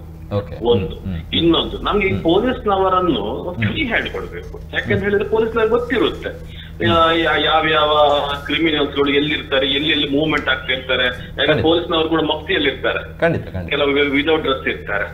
ಸೊ ಆದ ಕಾರಣ, ಸೊ ಅದರಿಂದ ನಮ್ದು ಏನ್ ಗೊತ್ತಾ, ಒಂದು ಸರ್ಕಾರ ಅಂತ ಹೇಳಿದಾಗ ಸರ್ಕಾರ ಯಾವುದೇ ಇರಲಿ, ಸಣ್ಣ ಪುಟ್ಟ ಕಳ್ಳತನ ಅದೆಲ್ಲ. ಆದ್ರೆ ಈ ದರೋಡೆ ಹಾಡು ಹಗಲೇ ಬಂದು ತಲವಾರು ರಿವಾಲ್ವರ್ ತೋರಿಸಿಕೊಂಡು ಧಮಕಿ ಹಾಕಿಕೊಂಡು ಹೋಗುವಷ್ಟು ಧೈರ್ಯ ಬರ್ಬೇಕಾದ್ರೆ ಸೊ ಸರ್ಕಾರದ ಅಥವಾ ಪೊಲೀಸ್ ಇಲಾಖೆ ಧೈರ್ಯ ಆ ಕಳ್ಳರಿಗಿಲ್ಲ ಅಂತ ಹೇಳಿ ಆಯ್ತು. ಒಂದು ವಾತಾವರಣ ಏನಾಗಿದೆ, ಒಂದು ವಾತಾವರಣವನ್ನು ಸರಿ ಮಾಡ್ಬೇಕು. ಒಂದು ಪೊಲೀಸ್ನವರಿಗೆ ಎಲ್ಲಿ ಸಿಗ್ತಾ ಇದ್ದಾರೆ ಪಾಪ, ಏನ್ ಗೊತ್ತಾ, ಪ್ರತಿಯೊಂದು ಹೆಲ್ಮೆಟ್ ಏನಿದ್ರೆ ನಿಲ್ಲಿಸಿಕೊಂಡು ಹೆಲ್ಮೆಟ್ ಹಾಕಿಸ್ಲಿ, ದಂಡ ಹಾಕ್ಲಿ. ಆದ್ರೆ ಪ್ರತಿಯೊಂದೊಂದು ಗಾಡಿ ನಿಲ್ಲಿಸಿ ನಿಮ್ಮದು ಲೈಸೆನ್ಸ್ ತೆಗೀರಿ, ನಿಮ್ಮದು ಪೊಲ್ಯೂಷನ್ ತೆಗೀರಿ, 500 ರೂಪಾಯಿ ದಂಡ, 1000 ದಂಡ, ಅದರೆಲ್ಲ ನಮ್ಗೆ ಪೊಲೀಸ್ನವರು ಕಾಣ್ತಾ ಇದ್ದಾರೆ. 1 ಕಿಲೋಮೀಟರ್ ಇನ್ನೊಂದು 5 ಕಿಲೋಮೀಟರ್ ಬಿಟ್ಟು ವಾಪಸ್ ಪೊಲೀಸರು ಅದೇ ಗಾಡಿಯನ್ನು ನಿಲ್ಲಿಸ್ತಾರೆ. ನಾಳೆ ವಾಪಸ್ ಆಫೀಸಿಗೆ ಹೋಗುವಾಗ ಮತ್ತೊಂದು ಯಾವುದೋ ಒಂದು ಹೋಗುವಾಗ ವಾಪಸ್ ನಿಲ್ಲಿಸ್ತಾರೆ. ಈ ಪೊಲೀಸ್ನವರ ಕೆಲಸಗಳಲ್ಲಿ RTOಗಳು ಮಾಡುವ ಕೆಲಸ ಇದು ಕಲೆಕ್ಷನ್ ಏಜೆಂಟ್ಗಳಂತರ ನಾವು ಪೊಲೀಸ್ನವರು ಟ್ರೀಟ್ ಮಾಡಿ ಪಾಪ ಅವರಿಗೆ ಟಾರ್ಗೆಟ್ ಇದೆ, ಪಾಪ ಇಷ್ಟು ಕಲೆಕ್ಷನ್ ಆಗಿರಬೇಕು ಅಂತ ಹೇಳಿ ನಾವು ಪೊಲೀಸ್ನವರನ್ನು ಗೌರವ ಪಡೋಣ ಅಂತ ಹೇಳೋದು ನಾನು. ಅಲ್ವಾ, ಫ್ರೀ ಹ್ಯಾಂಡ್ ಕೊಡಿ ಅಲ್ವಾ. ಓಕೆ ಓಕೆ, ಎಸ್ ಎಸ್, ಅವ್ರು ಹೇಳಿರುವಂತ ವಿಚಾರಗಳು ಕರೆಕ್ಟ್ ಆಗಿವೆ. ನಿಜಕ್ಕೂ ಕೂಡ ನಮ್ಮ ಮಂಗಳೂರಲ್ಲಿರುವಂತ ಪೊಲೀಸರೇ ಹೇಳ್ತಾ ಇದ್ದಾರೆ, ನಮ್ಗೆ ಟಾರ್ಗೆಟ್ ಇದೆ ಸರ್, ಮಂತ್ಲಿ ಆಗುವಾಗ ಇಷ್ಟ ಆಗಬೇಕು ಅಂತ ಹೇಳಿ ಓಪನ್ ಆಗಿ ಹೇಳಿರುವಂತ ಸ್ಟೇಟ್ಮೆಂಟ್. ನನ್ನ ಬಳಿನೇ ಹೇಳಿರುವಂತ ಪರ್ಸನಲ್ ಅಭಿಪ್ರಾಯನ ಹಂಚಿಕೊಳ್ತಾ ಇದ್ದೀನಿ. ನಮ್ಗೆ ಟಾರ್ಗೆಟ್ ಇದೆ ಸರ್ ಮಂತ್ಲಿ ಆಗುವಾಗ, ನಾವೇನ್ ಮಾಡ್ಲಿ ಅಂದ್ರೆ ಒಂದು ಕಡೆ ಪೊಲೀಸ್ ಇಲಾಖೆ ಹೇಳ್ತಾ ಇದೆ ಸಿಬ್ಬಂದಿಗಳ ಕೊರತೆ ಇದೆ ರಾಜ್ಯ ಸರ್ಕಾರದ ಮುಂದೆ. ರಾಜ್ಯ ಸರ್ಕಾರದ ಮುಂದೆ ಬೇಡಿಕೆ ಇದೆ, ಸಿಬ್ಬಂದಿಗಳ ಕೊರತೆ ಇದೆ ಪೊಲೀಸ್ ಇಲಾಖೆಯಲ್ಲಿ, ಫಿಲ್ ಮಾಡಿ ಅಂತ ಹೇಳಿ. ಇನ್ನೂ ಅನೇಕ ಫಿಲ್ಲಿಂಗ್ಗಳು ಬಾಕಿ ಇದೆ, ಬಟ್ ಫಿಲ್ಲಿಂಗ್ ಸಾಧ್ಯ ಆಗ್ತಾ ಇಲ್ಲ. ಇದರ ಬದಲಾಗಿ ಬೇರೆ ಟಾರ್ಗೆಟ್ ಕೆಲಸಗಳು. ಲಾರೆನ್ಸ್ ಸರ್, ಈಗ ಪ್ರಮುಖವಾಗಿ ಈ ಕೃತ್ಯಗಳ ಏರಿಕೆಗೆ ಕಾರಣಗಳು ಹಲವು ವಿಚಾರಗಳು ಹೇಳೋ ಪ್ರಕಾರ ಗೃಹ ಇಲಾಖೆ ಫೈಲ್ಯೂರ್ ಅಂತಾನೆ ಹೇಳ್ತಾ ಇದ್ದಾರೆ, ಆ್ಯಂಡ್ ಪೊಲೀಸ್ ಇಲಾಖೆಯ ಕೈ ಕಟ್ಟಿ ಹಾಕಿರುವಂಥದ್ದು, ಈ ರೀತಿಯಿಂದಾಗಿ ಕ್ರೈಮ್ ಕೇಸಸ್ಗಳು ಜಾಸ್ತಿ ಆಗ್ತಿದೆ. ಇದನ್ನು ಬಿಟ್ಟು ಈ ಹಿಂದಿನ ಸರ್ಕಾರಕ್ಕೆ ಹೋಲಿಸುವಂಥದ್ದು ಸಮಂಜಸ ಅಲ್ಲ ಅಂತ ಹೇಳಿ. ಅಲ್ಲ, ಹಿಂದಿನ ಸರ್ಕಾರ ಈಗ 2-3 ವಿಚಾರಗಳ ಬಗ್ಗೆ ಬಿಜೆಪಿಯ ವಕ್ತಾರರು ಒಂದು ಮಾತನ್ನು ಹೇಳಿದ್ರು, ಪತ್ರಕರ್ತರು ಸಹ ಒಂದು ಮಾತನ್ನು ಹೇಳಿದ್ರು, ಫ್ರೀ ಹ್ಯಾಂಡ್ ಕೊಡಬೇಕು ಅಂತ. ಫ್ರೀ ಹ್ಯಾಂಡ್ ಅಂದ್ರೆ ಏನು? ಈಗ ಫ್ರೀ ಹ್ಯಾಂಡ್ ಇಲ್ದೇನೆ ಇದ್ರೆ ಪ್ರಕರಣವನ್ನು ಪೊಲೀಸರು ಭೇದಿಸ್ತಾ ಇದ್ರ. ನೀವು ಪ್ರಶಂಸೆ ಮಾಡಿದ್ರಿ, ಯಾರು ಪೊಲೀಸ್ ಅಧಿಕಾರಿನ ರಫೀಕ್ ಅವನು ಪ್ರಶಂಸೆ ಮಾಡಿದ್ರಿ. ಫ್ರೀ ಹ್ಯಾಂಡ್ ಕೊಡದೇ ಇದ್ರೆ ಅವರಿಗೆ ಪ್ರಕರಣವನ್ನು ಭೇದಿಸಲಿಕ್ಕೆ ಆಗ್ತಾ ಇತ್ತ? ಅಂದ್ರೆ ಹೇಳುವುದಕ್ಕೋಸ್ಕರ ಹೇಳುವುದಲ್ಲ, ವಿಷಯಾಧಾರಿತವಾಗಿ ಅದು ನಡೆದಿದೆಯೋ ನಡೆದಿಲ್ಲೋ ಅನ್ನೋದು ಕೂಲಂಕುಷವಾಗಿ ಅರ್ಥೈಸಿ ಹೇಳುದು. ಒಂದು ಫ್ರೀ ಹ್ಯಾಂಡ್ ಕೊಡದೇನೆ ಇದ್ದಿದ್ರೆ ಸುಮಾರು ಒಂದು 2-3 ತಿಂಗಳುಗಳ ಹಿಂದೆ ಜಿಲ್ಲೆಯಲ್ಲಿ ಒಂದು ಪ್ರಕರಣ ನಡೆಯಿತು. CCBಯ ಅಧಿಕಾರಿಗಳು ಮತ್ತು ಪೊಲೀಸ್ ಕಮಿಷನರ್ ಅವರ ಆದೇಶದ ಮೇರೆಗೆ, ನಿರ್ದೇಶನದ ಮೇರೆಗೆ ಜಿಲ್ಲೆಯಲ್ಲಿ ಡ್ರಗ್ಸ್ ಮಾಫಿಯಾವನ್ನು ಕಡಿವಾಣ ಹಾಕಬೇಕು ಅನ್ನೋ ಉದ್ದೇಶದಿಂದ ತನಿಖೆಗೆ ಹೊರಟರು. ಆ ಸಂದರ್ಭದಲ್ಲಿ ಸುಮಾರು 60 ಫಿಗರ್ ನನಗೆ ಕರೆಕ್ಟಾಗಿ ನೆನಪಿದೆ, ಸುಮಾರು 50-60 ಕೋಟಿಯಷ್ಟು ಮೌಲ್ಯದ ಡ್ರಗ್ಸ್ ಅನ್ನ ಮಂಗಳೂರಿನ CCB ಅಧಿಕಾರಿಗಳು ಸಪ್ಲೈ ಮಾಡೋದು ಬೆಂಗಳೂರಲ್ಲಿ ಬಂಧಿಸಿದ್ರು. ಇಡೀ ಸ್ಟೇಟ್ ರಾಕೆಟ್ ಅದು. ಹೇಗೆಲ್ಲ ತರಿಸ್ತಾ ಇದ್ರು, ಹೇಗೆ ಫ್ರೀ ಹ್ಯಾಂಡ್ ಇಲ್ದೇ ಕೆಲವೊಂದು ಪ್ರಕರಣಗಳು ನಡೆದಂತಹ ಸಂದರ್ಭದಲ್ಲಿ ಅದನ್ನ ಅದಕ್ಕೆ ಹೋಲಿಸುವುದಲ್ಲ. ಫ್ರೀ ಹ್ಯಾಂಡ್ ಇಲ್ದೇ ಇದ್ರೆ ಯಾಕಾಗ್ತದೆ? ಎಲ್ಲ ಪ್ರಕರಣಗಳಿಗೆ ರಾಜಕೀಯ ಲೇಪನ ಮಾಡ್ಲಿಕ್ಕೆ ಆಗ್ತದ? ಈಗ ಒಂದು ರಾಜಕೀಯ ಪಕ್ಷದ ಯಾವುದಾದೊಂದು ಘಟನೆ ನಡೆದಂತ ಸಂದರ್ಭದಲ್ಲಿ ರಾಜಕೀಯ ಪಕ್ಷಗಳು ಹಾಗೂ ಇತರೆ ರಾಜಕೀಯ ಪಕ್ಷ, ಒಂದು ರಾಜಕೀಯ ಪಕ್ಷ ಅಥವಾ ಇನ್ನೊಂದು ರಾಜಕೀಯ ಪಕ್ಷಕ್ಕೆ ಆ ಪಕ್ಷಗಳಿಗೆ ಸಂಬಂಧಪಟ್ಟಂತ ಒಂದು ಪ್ರಕರಣ ನಡೆದಂತ ಸಂದರ್ಭದಲ್ಲಿ ರಾಜಕೀಯ ಹಸ್ತಕ್ಷೇಪ ಇರ್ತದೆ ಪೊಲೀಸ್ ಇಲಾಖೆ, ಇಲ್ಲ ಅಂತ ನಾನು ಹೇಳೋದಿಲ್ಲ. ಒಂದು ನೇರವಾಗಿ ಅಥವಾ ಸಣ್ಣ ಪುಟ್ಟ ಪ್ರಕರಣಗಳು, ಸಣ್ಣ ಒಂದು ಆಕ್ಸಿಡೆಂಟ್ ಆಯ್ತು ಅಥವಾ ತಪ್ಪಿ ಗಲಾಟೆ ಮಾಡ್ಕೊಂಡ್ರು, ಅಂತ ಪ್ರಕರಣಗಳಲ್ಲಿ ರಾಜಕೀಯವಾಗಿ ಲೋಕಲ್ ಆಗಿ, ಇಂಥ ಪ್ರಕರಣಗಳಲ್ಲಿ ಯಾರು ರಾಜಕೀಯ ಹಸ್ತಕ್ಷೇಪ ಮಾಡೋದಿಲ್ಲ, ಯಾರು ಸಹ ಇನ್ವಾಲ್ವ್ ಆಗೋದಿಲ್ಲ. ಹಾಗಾದ್ರೆ ಇವ್ರು ಹೇಳೋ ಪ್ರಕಾರ ರಾಜಕೀಯ ಹಸ್ತಕ್ಷೇಪನ ಇದ್ದಿದ್ರೆ ಉತ್ತರ ಪ್ರದೇಶದಲ್ಲಿ ನಡೆದಂತ ಉನ್ನಾವ್ ಪ್ರಕರಣ ಆಗಿರ್ಬೋದು, MLA ಅವರು ಬಲಾತ್ಕಾರ ಮಾಡಿ ರೇಪ್ ಮಾಡಿದಂತ ಪ್ರಕರಣದಲ್ಲಿ, ಹಾಗಾದ್ರೆ ಅಲ್ಲಿಯ ಸರ್ಕಾರ ಬಿಜೆಪಿ ಸರ್ಕಾರ ಇತ್ತು, ಆ ಬಿಜೆಪಿಯ ಸರ್ಕಾರ ಅದರಲ್ಲಿ ಇನ್ವಾಲ್ವ್ ಆಗಿತ್ತಾ? ಅವರು ಅದರಲ್ಲಿ ಹಸ್ತಕ್ಷೇಪ ಮಾಡಿದ್ರ? ಅದು ಉತ್ತರ ಕೊಡ್ಬೇಕಲ್ಲ. ಅಲ್ಲಾಗಿದೆ, ನಾವೇ ಒಪ್ಕೊಳ್ತೀವಿ ಹಸ್ತಕ್ಷೇಪ ಆಗಿದೆ ಅಂತ. ಹಾಗಾದ್ರೆ ಕರ್ನಾಟಕದಲ್ಲಿ ತಾವು ಒಪ್ಕೊಳ್ತೀವಿ? ಅಲ್ಲ, ನಾವು ಒಪ್ಕೊಳ್ತಾ ಇಲ್ಲ, ನಾವು ಎಲ್ಲಿ ಇನ್ವಾಲ್ವ್ ಆಗಿಲ್ಲ. ಹಾಗಾದ್ರೆ ಪಾಯಿಂಟ್ ಇಲ್ಲ, ಎಲ್ಲೆಲ್ಲ ಇನ್ವಾಲ್ವ್ ಆಗಿದೆ ಅನ್ನುವಂತ ಪಾಯಿಂಟ್ ನಾನು ಹೇಳ್ತೀನಿ ಕೇಳಿ. ಅದರೊಟ್ಟಿಗೆ ದಕ್ಷಿಣ ಕನ್ನಡ ಜಿಲ್ಲೆಯಲ್ಲಿ ಪ್ರವೀಣ್ ನೆಟ್ ಅವ್ರನ್ನ ಹತ್ಯೆ ಆಯ್ತು ಪುತ್ತೂರಿನಲ್ಲಿ, ಬಿಜೆಪಿ ಸರ್ಕಾರನೇ ಅಧಿಕಾರದಲ್ಲಿತ್ತು, ಅವ್ರ ಇನ್ವಾಲ್ವ್ಮೆಂಟ್ ಇತ್ತು. ಹಾಗಾದ್ರೆ ನಾವು ಅಲ್ಲಿ ಬಿಜೆಪಿ ಸರ್ಕಾರದವರು ಮಾಡಿಸಿದಂತ ನಾವು ಹೇಳ್ಬೇಕಾ? ಒಂದು ಪ್ರಕರಣ ನಡೆದಂತ ಸಂದರ್ಭದಲ್ಲಿ ಪ್ರಕರಣವನ್ನ ಕೂಲಂಕುಷವಾಗಿ ಅದಕ್ಕೆ ತನಿಖೆ ಆಗ್ಬೇಕನ್ನು ಒತ್ತಾಯಿಸೋದು ಮಾತ್ರ ಕರ್ತವ್ಯ ನಮ್ದು. ನಾವು ಪ್ರಕರಣಗಳಲ್ಲಿ ನಾವುಗಳು ರಾಜಕೀಯ ಪಕ್ಷಗಳು, ಯಾವುದೇ ರಾಜಕೀಯ ಪಕ್ಷಗಳು ಇನ್ವಾಲ್ವ್ ಆಗಿರೋದಿಲ್ಲ. ಹಾಗಾದ್ರೆ ಇವರು ಬೇರೆಯವರ ಮೇಲೆ ಆರೋಪ ಮಾಡುವಾಗ ಇವರು ಅದರಲ್ಲಿ ಇನ್ವಾಲ್ವ್ ಆಗಿರೋ ಬಗ್ಗೆ ಸ್ಪಷ್ಟೀಕರಣ ಕೊಡ್ಬೇಕಲ್ಲ. ಆರೋಪ ಮಾಡ್ಲಿಕ್ಕೆ ಸುಲಭ. ಸರ್ಕಾರ ಸತ್ತಿದೆ, ಸರ್ಕಾರ ಜೀವಂತ ಇಲ್ಲ. ಪ್ರತಿಯೊಬ್ಬ ರಾಜಕೀಯ ಪಕ್ಷದವರು ಸಹ ಅಧಿಕಾರಕ್ಕೋಸ್ಕರನೇ ಹೋರಾಡುವುದು. ಬಿಜೆಪಿಯವರಿಗೆ ಅಧಿಕಾರಕ್ಕೆ ಬರ್ಲಿಕ್ಕೆ ಆಗೋದಿಲ್ಲ, ನಂಬರ್ ಗೇಮೇ ಇಲ್ಲ. ಅವರ ಅಧಿಕಾರಕ್ಕೋಸ್ಕರ ಒಂದು ಹೋರಾಡ್ತಾ ಇದ್ದಾರೆ ಇಬ್ಬರು, ಅವರ ಪಕ್ಷದ ನಾಯಕರು. ಇವ್ರಿಗೆ ನಮ್ಮ ಬಗ್ಗೆ ಮಾತಾಡ್ಲಿಕ್ಕೆ, ನಾವು ಸರ್ಕಾರ ನಡೆಸ್ತಾ ಇದೆ, ನಾವು ಅಧಿಕಾರವನ್ನು ನಡೆಸ್ತಾ ಇದೆ, ಜನೋಪಯೋಗಿ ಕಾರ್ಯಕ್ರಮಗಳನ್ನು ಮಾಡ್ತೇವೆ, ಅದು ನಮ್ಮ ಪಕ್ಷಕ್ಕೆ ಬಿಟ್ಟಂತ ವಿಚಾರ. ಇವರದನ್ನು ಸರಿ ಮಾಡಿಕೊಳ್ಳದೆ ಇವರು ಅಧಿಕಾರಕ್ಕೋಸ್ಕರ ಯಾವುದು ಶೇರಿಂಗ್ ಅಂತ, ಅದು ನಮ್ಮ ಪಕ್ಷದ ವಿಚಾರ. ಅದು ನೀವು ತಲೆಬಿಸಿ ಮಾಡ್ಕೊಳ್ಬೇಡಿ. ನೀವು ನಿಮ್ಮ ಪ್ರಕರಣಗಳಿಗೆ ಸಂಬಂಧಪಟ್ಟಂತೆ, ನಿಮ್ಮ ಆರೋಪಗಳಿಗೆ ಸಂಬಂಧಪಟ್ಟಂತೆ ಮಾಡಿ. ಈಗ ಇಲ್ಲಿ ಜಿಲ್ಲೆಯಲ್ಲಿ ರಾಜ್ಯದಲ್ಲಿ ಗುಪ್ತಚರ ಇಲಾಖೆ ಇದೆ ಅಂತ ಹೇಳಿದ್ರು. ಖಂಡಿತವಾಗಿ ರಾಜ್ಯದಲ್ಲಿ ಸಹ ಗುಪ್ತಚರ ಇಲಾಖೆ ಇದೆ, ಕೇಂದ್ರದ್ದು ಸಹ ಗುಪ್ತಚರ ಇಲಾಖೆ ಇದೆ. ಬ್ರಿಜೇಶ್ ಚೌಟರ್ ಅವರು ಸಂಸದರು ಮುಖ್ಯಮಂತ್ರಿಗಳು ಜಿಲ್ಲೆಗೆ ಬಂದಂತ ಸಂದರ್ಭದಲ್ಲಿ ಈ ಪ್ರಕರಣ ನಡೆದಿದೆ, ಈ ರೀತಿ ಆಗಬಾರ್ದಿತ್ತು ಅನ್ನೋದ್ರ ಬಗ್ಗೆ ಅವರು ಅಥವಾ ನೆಗೆಟಿವ್ ಆಗಿ ಮುಖ್ಯಮಂತ್ರಿಗಳನ್ನ ದೂಷಣೆ ಮಾಡಿ ಟ್ವೀಟ್ ಮಾಡಿದ್ರು. ಮಾಡಿ ಅವ್ರ ತೊಂದರೆ ಇಲ್ಲ. ಅವ್ರ ಕರ್ತವ್ಯವೇನು? ರಾಜ್ಯ ಗುಪ್ತಚರ ದಳದ ಕೇಂದ್ರ ಗುಪ್ತಚರ ದಳ ಸಹ ಇದೆ. ಕೇಂದ್ರದಲ್ಲಿ ಅವರು ಮಾತಾಡ್ಬೇಕು, ನಮ್ಮ ಕೇಂದ್ರ ಗುಪ್ತಚರ ದಳದ ಏನ್ ಮಾಡ್ತಾ ಇದ್ರು, ಇವರು ಆರೋಪಗಳನ್ನು ಮಾಡ್ತಾರೆ. ಹೊರಗಡೆಯಿಂದ ಇದು ಮುಸ್ಲಿಮರು ಅವರು ಇವರು ನೆಗೆಟಿವ್ ಥಾಟ್ಸ್, ಭಯೋತ್ಪಾದಕರು. ಈ ಭಯೋತ್ಪಾದಕ ಈ NIA ಅಥವಾ ಇತರ ಕೇಂದ್ರೀಯ ತನಿಖಾ ಸಂಸ್ಥೆಗಳು ಏನ್ ಮಾಡ್ತಾ ಇದ್ದಾರೆ, ಅವ್ರು ನಿಂದೆ ಮಾಡ್ತಾ ಇದ್ದಾರೆ. ಹಾಗಾದ್ರೆ ರಾಜ್ಯಕ್ಕೋಸ್ಕರ ಆರೋಪ ಮಾಡೋದನ್ನು ಬಿಡಬೇಕು. ಅಭಿವೃದ್ಧಿ ನಮ್ಮ ಜಿಲ್ಲೆಗೆ ಏನಾಗ್ಬೇಕು, ಅದು ನಮ್ಮ ರಾಜ್ಯಕ್ಕೆ ಏನಾಗ್ಬೇಕು, ನಮ್ಮ ದೇಶಕ್ಕೆ ಏನಾಗ್ಬೇಕು, ಅದರ ಬಗ್ಗೆ ಚರ್ಚೆ ಮಾಡಿದ್ರೆ ಮುಕ್ತವಾಗಿ ಚರ್ಚೆ ಮಾಡಬೇಕು. ಅದರಲ್ಲಿ ಹಿಡನ್ ಅಜೆಂಡಾ ಇರಬಾರ್ದು. ಪ್ರಕರಣಗಳು ನಡೆದಂತಹ ಸಂದರ್ಭದಲ್ಲಿ ಪ್ರಕರಣದ ಈಗ ದಿಕ್ಕು ತಪ್ಪಿಸುವುದು ಯಾರು? ಇದನ್ನು ರಾಜಕೀಯ ಲೇಪ ಕೊಟ್ಟು ಅದರ ದಿಕ್ಕು ತಪ್ಪಿಸುವುದು ಬಿಜೆಪಿ ಅವರು ಅಲ್ಲ, ವಿಪಕ್ಷ ಆಗಿರೋದ್ರಿಂದ ಅವ್ರು ವಿಪಕ್ಷದ ಹೇಳಿಕೆಗಳು ದಾರಿ ತಪ್ಪಿಸುವ ರೀತಿ ಆಗಿರಬಾರ್ದು. ಇಲ್ಲ ಇಲ್ಲ, ವಿಪಕ್ಷಗಳು ಆರೋಪ ಮಾಡೋದಕ್ಕೆ ಏನು ಬೇಜಾರಿಲ್ಲ. ವಿಪಕ್ಷಗಳು ಆರೋಪ ಮಾಡಬಹುದು, ಅದಕ್ಕೇನು ನಾನು ಅವ್ರು ಆರೋಪ ಮಾಡಿದ್ದು ತಪ್ಪಂತ ನಾನು ಹೇಳೋದಿಲ್ಲ, ಅವ್ರು ಟ್ವೀಟ್ ಮಾಡಿದ್ದು ತಪ್ಪಂತ. ಏನಾಗ್ಬೇಕು, ನನ್ನ ವೈಫಲ್ಯ ಏನು? ಇಲ್ಲಿ ಜಿಲ್ಲೆಯ ಶಾಸಕರುಗಳಿದ್ದಾರೆ, 8ರಲ್ಲಿ 6 ಜನ ಬಿಜೆಪಿಯ ಶಾಸಕರಿದ್ದಾರೆ. ಜಿಲ್ಲೆಯಲ್ಲಿ ಏನಾಗ್ಬೇಕು? ಇಂಥ ವೈಫಲ್ಯಗಳಿದ್ರೆ ಅದರ ವೈಫಲ್ಯಗಳ ಪಟ್ಟಿಗೆ ಏನ್ ಮಾಡ್ಬೇಕಂತ ಹೇಳ್ಬೇಕಲ್ಲ. ಎರಡೆರಡು ಅವಧಿಗೆ ಆಯ್ಕೆ ಆದವರು ಇದ್ದಾರೆ. ಈಗ ಮೊದಲ ಅವಧಿಗೆ ಆಯ್ಕೆ ಆಗಿದ್ರೆ ಅದೇ ಕಷ್ಟ ಸಾಧ್ಯ ಆಗ್ಬಹುದು ಅನ್ನೋದ್ರ ಬಗ್ಗೆ ಅರ್ಥ ಆಗ್ತದೆ. ಎರಡನೇ ಅವಧಿಗೆ ಆಯ್ಕೆ ಆದವರು ಇದ್ದಾರೆ, ಅವರ ಕೊಡುಗೆ ಏನು? ಜಿಲ್ಲೆಯಲ್ಲಿ ಗಲಾಟೆಗಳು ನಡೆದಂತ ಸಂದರ್ಭ ಇವರೇ ಮುಂದೆ ನಿಂತು ಮಾತಾಡ್ತಾರೆ. ಯಾವುದೇ ಒಂದು ಪ್ರಕರಣಗಳು ನಡೆದಂತಹ ಸಂದರ್ಭದಲ್ಲಿ ಕಮ್ಯುನಲ್ ಹಿಂದುತ್ವದ ಅಥವಾ ಮುಸ್ಲಿಮರು ಅಥವಾ ಹಿಂದುತ್ವದ ಕ್ರಿಶ್ಚಿಯನ್ ಪ್ರಕರಣಗಳು ನಡೆದ ಇವರೇ ಮುಂದೆ ನಿಂತು ಗಲಾಟೆ ಮಾಡ್ತಾರೆ. ಇವರು ಮುಂದಾಳತ್ವ ತಗೊಳ್ಬೇಕು. ಯಾವುದಕ್ಕೆ? ಅಭಿವೃದ್ಧಿ ಕಾರ್ಯಗಳಿಗೆ, ಡೆವಲಪ್ಮೆಂಟ್ ಏನಾಗಬೇಕು, ಯಾವ ರೀತಿ ಕಾನೂನು ಸುವ್ಯವಸ್ಥೆ ಆಗಬೇಕು. ಎಲ್ಲರೂ ಮನುಷ್ಯರೇ, ಕಾನೂನು ರೂಪಿಸುವವರು ಮನುಷ್ಯರೇ, ಕಾನೂನನ್ನು ಪರಿಪಾಲನೆ ಮಾಡುವವರು ಮನುಷ್ಯರೇ, ಅದನ್ನು ಜಾರಿಗೆ ತರೋದು ಮನುಷ್ಯರೇ. ಪೊಲೀಸ್ ಅಧಿಕಾರಿಗಳು ಅಂತ ಹೇಳಿದ್ರೆ ಅವರು ಸಹ ಮನುಷ್ಯರಾಗಿರ್ತಾರೆ. ಅವ್ರು ಯಾರು ದೇವತಾ ಲೋಕದ ಮನುಷ್ಯರಲ್ಲ. ಆದ್ರೆ ಅವ್ರಿಗೆ ಏನು ಪೂರಕವಾಗಿ ನಾವು ಮಾಹಿತಿಗಳನ್ನು ಕೊಡಬೇಕು ಅಥವಾ ಅವ್ರಿಗೆ ಏನು ಸಪೋರ್ಟಿವ್ ಮಾಡಬೇಕು ಅದನ್ನು ನಮ್ಮವ್ರು ಮಾಡಬೇಕು. ಅದನ್ನೇ ರಾಜಕೀಯ ಮಾಡೋದನ್ನು ಇವರು ಬಿಡಬೇಕು. ಅಲ್ಲಲ್ಲ, ನಾನು ವಿಪಕ್ಷಗಳು ಟೀಕೆ ಮಾಡುವಂಥದ್ದು ಒಂದೇ ನಿಮಿಷ ಲಾರೆನ್ಸ್ ಸರ್, ಒಂದೇ ನಿಮಿಷ. ವಿಪಕ್ಷಗಳು ಟೀಕೆ ಮಾಡುವಂಥದ್ದು ಅದು ಹುಟ್ಟುಗುಣ. ತಾವುಗಳು ವಿಪಕ್ಷದಲ್ಲಿ ಇದ್ದಂಥ ಸಂದರ್ಭದಲ್ಲಿ ಮಾಡಿರ್ತೀರ. ಆದ್ರೆ ನನ್ನ ಪ್ರಶ್ನೆ ಇರುವಂಥದ್ದು, ಆಡಳಿತ ಪಕ್ಷ ಅಂತ ಒಂದು ಅಧಿಕಾರ ಸಿಕ್ಕಿದ ಮೇಲೆ ವಿಪಕ್ಷಗಳ ಟೀಕೆಗೆ ತಲೆ ಕೊಡಬೇಕು, ಅದನ್ನೇ ಕಿವಿ ಕೊಟ್ಟು ಅದಕ್ಕೆ ಕೌಂಟರ್ ಡೈಲಾಗ್ ಕೊಡುವಂತದ್ದಲ್ಲ. ಯಾಕೆ ಬಿಜೆಪಿ ಎಲ್ಲ ಆಗಿಲ್ವಾ ಅಂತ ಹೇಳಿ ಇದೆಲ್ಲ ಇದೆಲ್ಲ ಮಹಿಳೆಯರು ಹೋಗ್ತಾರ. ಹೇಳಲು ಮಾತ್ರ ಒಪ್ಕೊಳ್ತೇನೆ. ಈಗ ರಾಜ್ಯದಲ್ಲಿ ನಾವು ಆಡಳಿತದಲ್ಲಿದ್ದೇವೆ, ಕೇಂದ್ರದಲ್ಲಿ ನಾವು ವಿಪಕ್ಷದಲ್ಲಿದ್ದೇವೆ. ಸದನ ನಡೆಸೋಕೆ ಬಿಡೋದಿಲ್ಲ, ಸದನದಲ್ಲಿ ಮಾತಾಡೋಕೆ ಬಿಡೋದಿಲ್ಲ, ಸದನದ ಸಂಸದರನ್ನ ಉಚ್ಚಾಟನೆ ಮಾಡ್ತಾರೆ. ನೀವ್ ಹೇಳ್ತೀರಿ ಮಾತಾಡ್ಬೇಕಂತ, ಮಾತಾಡಕ್ಕೆ ಅವಕಾಶ ಕೊಡೋದಿಲ್ಲ. ನಾವು ಆರೋಗ್ಯ ರಾಜಕೀಯ ಮಾಡಲಿಲ್ಲ. ನಾವು ಯಾವ ಒಂದು ಪರ್ಟಿಕ್ಯುಲರ್ ವಿಷಯಕ್ಕೆ ಸಂಬಂಧಿಸಿದಂತೆ ಆಡಳಿತ ಪತ್ರಿಕೆ ಸಂಬಂಧ ಅಥವಾ ಡೆವಲಪ್ಮೆಂಟ್ ಸಂಬಂಧ ಮಾತಾಡುವಾಗ ನಾವಿಲ್ಲಿ ಹತ್ತಿಕ್ಕುವ ಪ್ರಯತ್ನವನ್ನು ನಾವು ಬಿಜೆಪಿಯವರು ಮಾಡ್ಲಿಕ್ಕೆ ಬಿಡ್ಲಿಲ್ಲ. ರಾಜ್ಯದಲ್ಲಿ ವಿಧಾನಸಭೆಯಲ್ಲಿ ಇವರು ಯಾವುದೇ ವಿಚಾರಗಳಿಗೆ ಮಾತಾಡಬೇಡಿ ಅಂತ ನಾವಿಲ್ಲಿ ಹತ್ತಿಕ್ಕಿಲ್ಲ, ಯಾರನ್ನು ಉಚ್ಚಾಟನೆ ಮಾಡಲಿಲ್ಲ.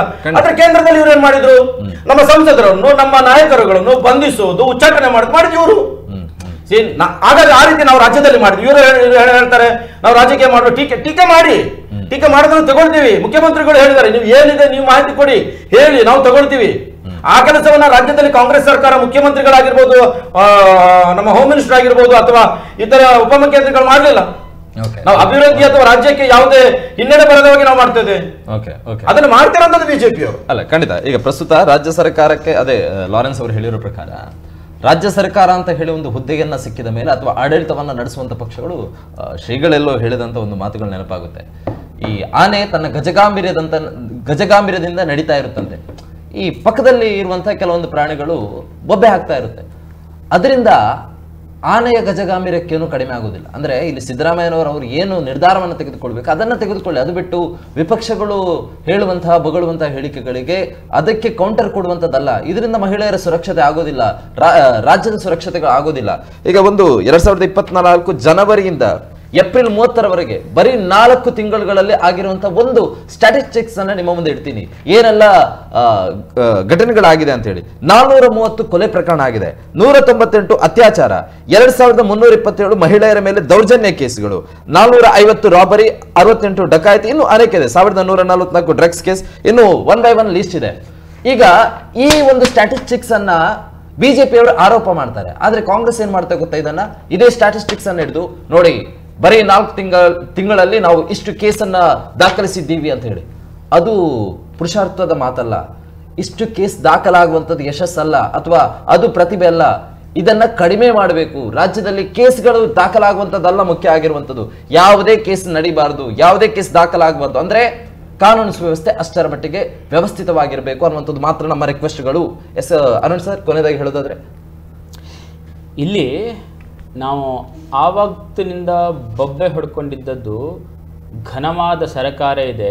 ಅದು ಈಗಾಗಲೇ ಹಿರಿಯ ಪತ್ರಕರ್ತರು ಹೇಳಿದು ಅಜೀರ್ಣವಾಗುವಷ್ಟು ಅವರಿಗೆ ಸಂಖ್ಯಾಬಲ ಇದೆ. ಹೀಗಿರುವಾಗ ವಾತಾವರಣವನ್ನು ಸೃಷ್ಟಿ ಮಾಡಿ ರೋಗ ಬಂದ ಮೇಲೆ ಅದಕ್ಕೆ ಮೆಡಿಸಿನ್ ಕೊಡೋದು ಇದ್ದೇ ಇದೆ ಅಲ್ವಾ? ರೋಗನೇ ಬರಬಾರ್ದಲ್ವಾ? ಉದಾಹರಣೆಗೆ 2014ಕ್ಕಿಂತ ಮುಂಚೆ ಇದೇ ಭಾರತದಲ್ಲಿ ರೈಲಿನಲ್ಲಿ, ಮಂದಿರಗಳಲ್ಲಿ, ಮಸೀದಿಗಳಲ್ಲಿ ಮತ್ತೆ ನಮ್ಮ ಎಲ್ಲ ಕ್ರಿಕೆಟ್ ಸ್ಟೇಡಿಯಂಗಳಲ್ಲಿ ಎಲ್ಲಿ ನೋಡಿದ್ರು ಕೂಡ ಮಾಲ್ಗಳಲ್ಲಿ ಬಾಂಬ್ ಬ್ಲಾಸ್ಟ್ಗಳಾಗ್ತಾ ಇದ್ವು. ಅದೇ ಅಧಿಕಾರಿಗಳ ವರ್ಗ.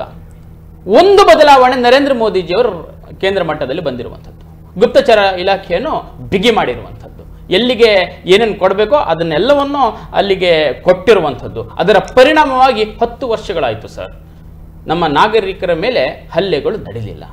ಒಂದು ಎಕ್ಸೆಪ್ಷನಲ್ ಕೇಸ್ನಲ್ಲಿ ರಾಮೇಶ್ವರಂ ಕೆಫೆ ಸ್ಫೋಟ ಆದಾಗ ಗ್ಯಾಸ್ ಸಿಲಿಂಡರ್ ಸ್ಫೋಟ ಮೊದಲು ಬಂದ ಪ್ರತಿಕ್ರಿಯೆ. ಯಾಕೆ? ಯಾವುದೋ ಒಂದು ವರ್ಗವನ್ನು ನಾವು ಓಲೈಸಿಕೊಂಡು ಅದರಿಂದ ಓಟು ಪಡಿಬೇಕು, ಅದಕ್ಕೋಸ್ಕರ ಏನು ಬೇಕಾದ್ರೆ ಆಗಲಿ ಆತಂಕವಾದಿಗಳಿಗೆ ಸಪೋರ್ಟ್ ಆಗುತ್ತೆ ಅನ್ನುವಂಥ ಪರಿಜ್ಞಾನವು ಈ ಸರ್ಕಾರಕ್ಕೆ ಇರಲಿಲ್ಲ. ಅಂದರೆ ಎಂಥ ಒಂದು ಬಾಲಿಶತನದಲ್ಲಿ ಈ ಸರ್ಕಾರ ಹೋಗ್ತಾ ಇದೆ. ನಾನು ಆರೋಪ ಮಾಡ್ಬೇಕೇನ್ರಿ? ನಿಮ್ಮ ಬಣ ಬಡಿದಾಟ ಇದೆಯಲ್ಲ, ನಿಮ್ಮ ಒಳಗಿನ ಕುರ್ಚಿಗೆ ಗುದ್ದಾಟ ಇದೆಯಲ್ಲ, ಅದರ ಪರಿಣಾಮ ಇದು. ಯಾಕೆ ಅಂತ ಹೇಳಿದ್ರೆ ಇವರ ಬಣದಲ್ಲಿರತಕ್ಕಂಥ ಕೆಲ ನಾಯಕರಿಗೆ ಇಡೀ ರಾಜ್ಯದಲ್ಲಿ ಕಾನೂನು ಸುವ್ಯವಸ್ಥೆಯನ್ನು ಹದಗೆಟ್ಟಿದೆ ಅಂತ ಹೇಳಿ ಅವರ ಹೈಕಮಾಂಡಿಗೆ ತೋರಿಸಬೇಕು. ಅದರ ಮುಖಾಂತರ ನಾವು ಕುರ್ಚಿಯನ್ನು ಹಿಡಿಬೇಕಂತ ಹೇಳಿ ಅವರೊಳಗೆ ಬಣದ ಬಡಿದಾಟದ ಪರಿಣಾಮ ಇದು. ಇದು ನಾನು ಮಾಡ್ತಾ ಇರ್ತಕ್ಕಂಥ ಆರೋಪ. ಯಾಕೆ ಇರಬಾರ್ದು? ಸಿನಿಮಾಗಳಲ್ಲೆಲ್ಲ ಇದು ನೈಜವಾಗಿರ್ತಾನೆ. ಕರ್ನಾಟಕದ ಸರ್ಕಾರ ಸಿನಿಮಾ ನಡೀತಾ ಇದೆ ಇಲ್ಲಿ.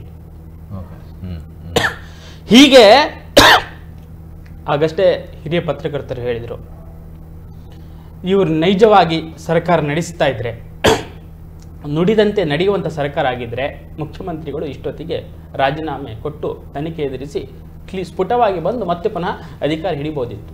ಅವರೇ ಹೇಳಿರುವಂಥದ್ದು ನುಡಿದಂತೆ ನಡೀತೀವಿ ಅಂತ. ಬೇರೆಯವರ ಯಡಿಯೂರಪ್ಪರವರಿಗೆ ಇವರು ಅಂಥ ಸಂದರ್ಭದಲ್ಲಿ ಹೇಳಿರುವಂಥದ್ದು. ಇವರಿಗೆ ಬಂದಾಗ ನುಣುಚಿಕೊಳ್ತಾರೆ. ಪ್ರಿಯಾಂಕಾ ಖರ್ಗೆ ಅವರನ್ನು ಮುಟ್ಟೋದಕ್ಕೆ ಸಾಧ್ಯ ಇಲ್ಲ ರೀ. ಆತ್ಮಹತ್ಯೆ ಮಾಡ್ಕೊಳ್ಳಿ, ಇಂದು 1000 ಆತ್ಮಹತ್ಯೆಗಳ ನಡೀಲಿ ರೀ, ಬನಿಯಾನ್ ಹಡ್ಕೊಳ್ಳಿ, ಶರ್ಟ್ ಹಡ್ಕೊಳ್ಳಿ, ನಾನು ಹಾಗೆ ಇರ್ತೀನಿ. ಅಂಥ ಒಂದು ದಾಷ್ಟ್ಯ ವಾಲ್ಮೀಕಿ ಹಗರಣನೇ ಆಗಲಿಲ್ಲ. ಅದನ್ನು ನೋಡಿದರೆ ಲೂಟಿ ಹೊಡೆದು ಕೂತ್ಕೊಂಡಿದ್ದಾರೆ. 100 ಕೋಟಿ ಲೂಟಿ ಹೊಡೆದಿದ್ದಾರೆ. ಅದರದ್ದು ಇದನ್ನು ಹೇಳ್ತಾರೆ ಸಂಸತ್ತಿನಲ್ಲಿ ಸಿದ್ದರಾಮಯ್ಯನವರು 187 ಅಲ್ಲ 80 ಅಂಕಗಳನ್ನು ಕೊಡ್ತಾರೆ. 1 ರೂಪಾಯಿ ಆಚೆ ಹೋಗಿದೆ ಅಂತ ಹೇಳಿದ್ರೆ ನಿಮ್ಮ ಇಡೀ ಸರ್ಕಾರದ ಫೇಲಿಯರ್ ರೀ. ಅದು ಅವನು ಆತ್ಮಹತ್ಯೆ ಮಾಡಿಕೊಂಡ ಅಂತ ಹೇಳಿ ಬಂತು. 54 ನಿಗಮಗಳಲ್ಲಿ ಏನೇನಾಗಿರ್ಲಿಲ್ಲ.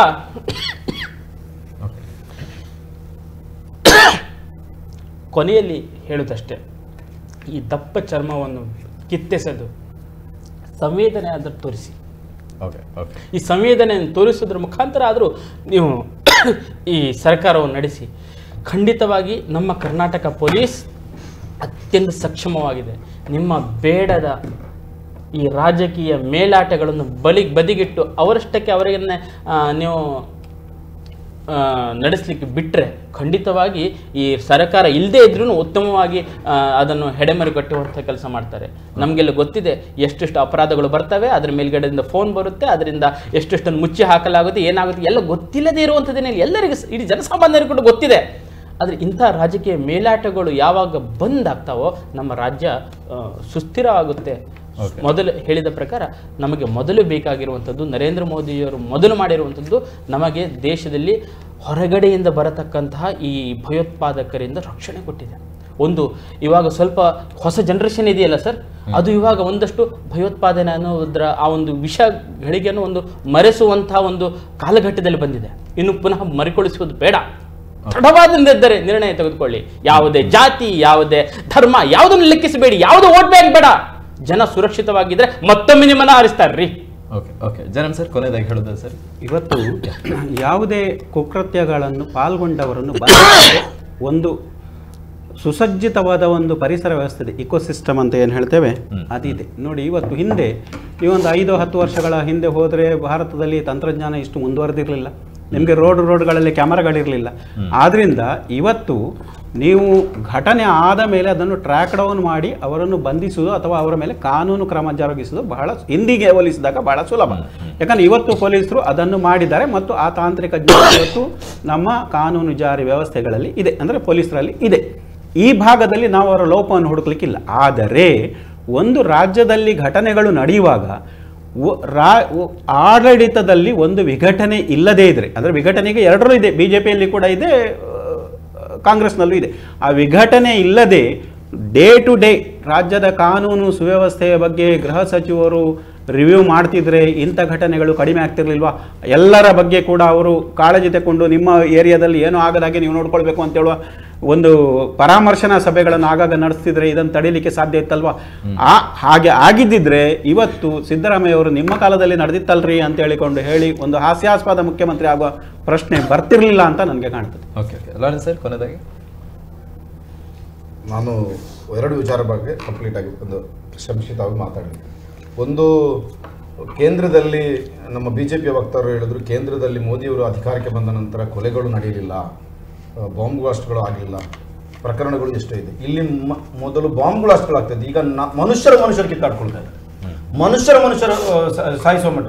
ಮಣಿಪುರದಲ್ಲಿ ನಡೆದಂಥ ಪ್ರಕರಣ ಎಷ್ಟು ತಿಂಗಳುಗಟ್ಟಲೆ ಒಬ್ಬ ಯುವತಿಯನ್ನು ವಿವಸ್ತ್ರಗೊಳಿಸಿ ಕೊಲೆ ಮಾಡುವಂಥದ್ದು, ಎಷ್ಟು ಜನ ಸತ್ತರು ಅದರಲ್ಲಿ. ಇದು ದೇಶದಲ್ಲಿ ನಡೆದಂಥ ಪ್ರಕರಣ. ಮೋದಿಯವರು ಒಂದು ಅದರ ಬಗ್ಗೆ, ಪ್ರಧಾನಮಂತ್ರಿಗಳು ಒಂದು ತುಟಿಕ್ ಅದರ ಬಗ್ಗೆ ಮಾತಾಡಿದ್ರು, ಗೃಹ ಮಂತ್ರಿಗಳು ಅದಕ್ಕೆ ಕಾನೂನು ವ್ಯವಸ್ಥೆಯನ್ನು ಮಾಡಿದ್ದಾರೆ. ಇಂಥ ಪ್ರಕರಣಗಳು ನಡಿಬಾರದು ಅನ್ನೋದು ನಾವು ಹೇಳುವಂಥದ್ದು. ಈಗ ಇವರು ಹೇಳಿದ್ರು, ದೇಶಕ್ಕೆ ಹೊರಗಡೆಯಿಂದ ಬರುವಂತಹವರ ಭದ್ರತೆ ನುಸುಳುಕೊಳ್ಳರ ಸಮಸ್ಯೆ ಎಲ್ಲ ನಿಂತು ಹೋಯಿತು ಅಂತ. ನಾನು ಆಗ ಸ್ಟಾರ್ಟಿಂಗ್ ಮಾತಾಡುವಾಗ ನಾನೊಂದು ಮಾತು ಹೇಳಿದೆ, ದೇಶದಲ್ಲಿ ಈಗ ಮನುಷ್ಯರು ಜೀವಿಸುವುದು ಟೆಕ್ನಾಲಜಿಯ ಮೇಲೆ ಬದುಕುದು. ಎಲ್ಲ ಮೊಬೈಲಲ್ಲಿ ಎಲ್ಲ ಆಗ್ತಾ ಇರುವಂಥದ್ದು, ಇಂಟರ್ನೆಟ್ಟಲ್ಲೇ ಎಲ್ಲ. ಮನೇಲಿ ಕೂತ್ಕೊಂಡ್ರು ಇಂಟರ್ನೆಟ್ಟಲ್ಲಿ ಬರ್ತದೆ, ಹೊರಗಡೆ ಹೋಗ್ಬೇಕಾದ ಅಗತ್ಯ ಇಲ್ಲ, ಕೂತ್ಕೊಂಡಲ್ಲಿ ದುಡ್ಡು ಕಳಿಸ್ಬೋದು, ಎಲ್ಲ ಕಳಿಸ್ಬೋದು. ಆದರೆ ಅತಿ ಹೆಚ್ಚಿನ ಪ್ರಕರಣಗಳು ನಡೀತಿರುವಂಥದ್ದು bank robbery, bank cyber crime ಇಂದ ನಡೀತಾ ಇದೆ ರಾಜ್ಯದಲ್ಲಿ. ನಮ್ಮ ಜಿಲ್ಲೆಗೆ ಮಟ್ಟಿಗೆ ಹೇಳಿದೆ, ಈಗ ಈ ಕೇಂದ್ರ ಗುಪ್ತಚರ ಇಲಾಖೆ ಅಥವಾ ಕೇಂದ್ರದ ಬ್ಯಾಂಕಿಂಗ್ ವ್ಯವಸ್ಥೆಯಲ್ಲಿ ಅಡಿಯಲ್ಲಿ ಬರುವಂಥದ್ದು ಇಂಟರ್ನೆಟ್ ವ್ಯವಸ್ಥೆಗಳೆಲ್ಲ ಕ್ರೈಮ್ಗಳು ನಡೆಯುತ್ತದೆ. ಎಲ್ಲಾ ಈ ಪ್ರಕರಣಗಳು ನಡೆಸುವವರು ಹೊರದೇಶದಲ್ಲಿ ಕೂತ್ಕೊಂಡು ನಡೆಸ್ತಾ ಇದ್ದಾರೆ. ದಕ್ಷಿಣ ಕನ್ನಡ ಜಿಲ್ಲೆಯಲ್ಲಿ ಕಳೆದ ಒಂದು ಫೈನಾನ್ಷಿಯಲ್ ಇಯರ್ಲಿ, ಒಂದು ವರ್ಷದಲ್ಲಿ ಸುಮಾರು 36 ಕೋಟಿ ರೂಪಾಯಿಗಳ ಸೈಬರ್ ಕ್ರೈಮ್ ಪ್ರಕರಣ ದಾಖಲಾಗಿದೆ. ರಾಜ್ಯದಲ್ಲಿ ಸುಮಾರು 1,500 ಸಾವಿರದಷ್ಟು ಒಂದೂವರೆ ಸಾವಿರ ಕೋಟಿ ರೂಪಾಯಿಯ ಪ್ರಕರಣ ದಾಖಲಾಗಿದೆ ಬರೀ 4 ತಿಂಗಳುಗಳಲ್ಲಿ. ಒಂದು ವರ್ಷದಲ್ಲಿ ಮಹಾರಾಷ್ಟ್ರದಲ್ಲಿ 3,500 ಕೋಟಿ, UPಯಲ್ಲಿ 6,500 ಕೋಟಿ. ಇದು ಆ ರಾಜ್ಯದಲ್ಲಿ ಕಂಟ್ರೋಲ್ ಅಲ್ಲಿ ಇಲ್ಲ, ಈ ಜಿಲ್ಲೆಯಲ್ಲಿ ಕಂಟ್ರೋಲ್ ಅಲ್ಲಿ ಇಲ್ಲ. ಇದು ಕೇಂದ್ರ ಗೃಹ ಇಲಾಖೆ ಅಂಡರಲ್ಲೋ ಅಥವಾ ಬ್ಯಾಂಕಿಂಗ್ ವ್ಯವಸ್ಥೆಯಲ್ಲೋ ಬರ್ತದೆ. ಅದನ್ನು ಸರಿಪಡಿಸುವಂತ ವ್ಯವಸ್ಥೆ ಮಾಡಬೇಕು. ಈಗ ನಾನು ಮೊನ್ನೆ ಯಾರೋ ಒಂದು ಪ್ರಕರಣಕ್ಕೆ ಸಂಬಂಧಿಸಿದಂತೆ ನಾನು ಸೆನ್ ಪೊಲೀಸರ ಹತ್ರ ಮಾತಾಡುವಂತ ಹೇಳ್ತಾ ಇದ್ರು. ಮೊದಲು ಮನೆಯಲ್ಲಿಂದ ಯಾರಾದ್ರೂ ದುಡ್ಡು ಕದ್ದಿಕೊಂಡು ಹೋದ್ರೆ ಅಟ್ಲೀಸ್ಟ್ CC ಕ್ಯಾಮರಾದಲ್ಲಾದ್ರೂ ಬರ್ತಾ ಇತ್ತು, ನಡ್ಕೊಂಡು ಹೋಗುವಾಗ ದಾರಿಯಲ್ಲಾದ್ರೂ ಕಾಣಿಸ್ತಾ ಇತ್ತು, ಅವ್ನ ಗಾಡಿ ಚಾರಗಳಾದ್ರೂ ಕಾಣಿಸ್ತಾ ಇತ್ತು. ಈಗ ಆನ್ಲೈನ್ ಅಲ್ಲಿ ಕದಿಮರ ಜಾಲ ಇಷ್ಟೊಂದಾಗಿದೆ, ಅವ್ರು ಯಾರಂತಾನೆ ಗೊತ್ತಾಗೋದಿಲ್ಲ, ಖಂಡಿತ ಅವ್ರು ಹಿಡಿಲಿಕ್ಕೆ ಆಗ್ತಾ ಇಲ್ಲ. ಎಷ್ಟೋ ಜನ ಇದರಿಂದ ಬೇಸತ್ತು ಸುಸೈಡ್ ಮಾಡ್ಕೊಂಡಿದ್ದಾರೆ, ಎಷ್ಟೋ ಯುವಕರು, ಎಷ್ಟೋ ಫ್ಯಾಮಿಲಿಯ ಕುಟುಂಬಸ್ಥರು ಈ ಹಣವನ್ನು ಕಳ್ಕೊಂಡಿದ್ದಾರೆ. ಯಾರು ಹೊರಗಡೆ ಕಾಣೋದೇ ಇಲ್ಲ. ಇದು ಸೀರಿಯಸ್ ಇಶ್ಯೂ. ಇದ್ರ ಬಗ್ಗೆ ಏನಾಗಬೇಕು?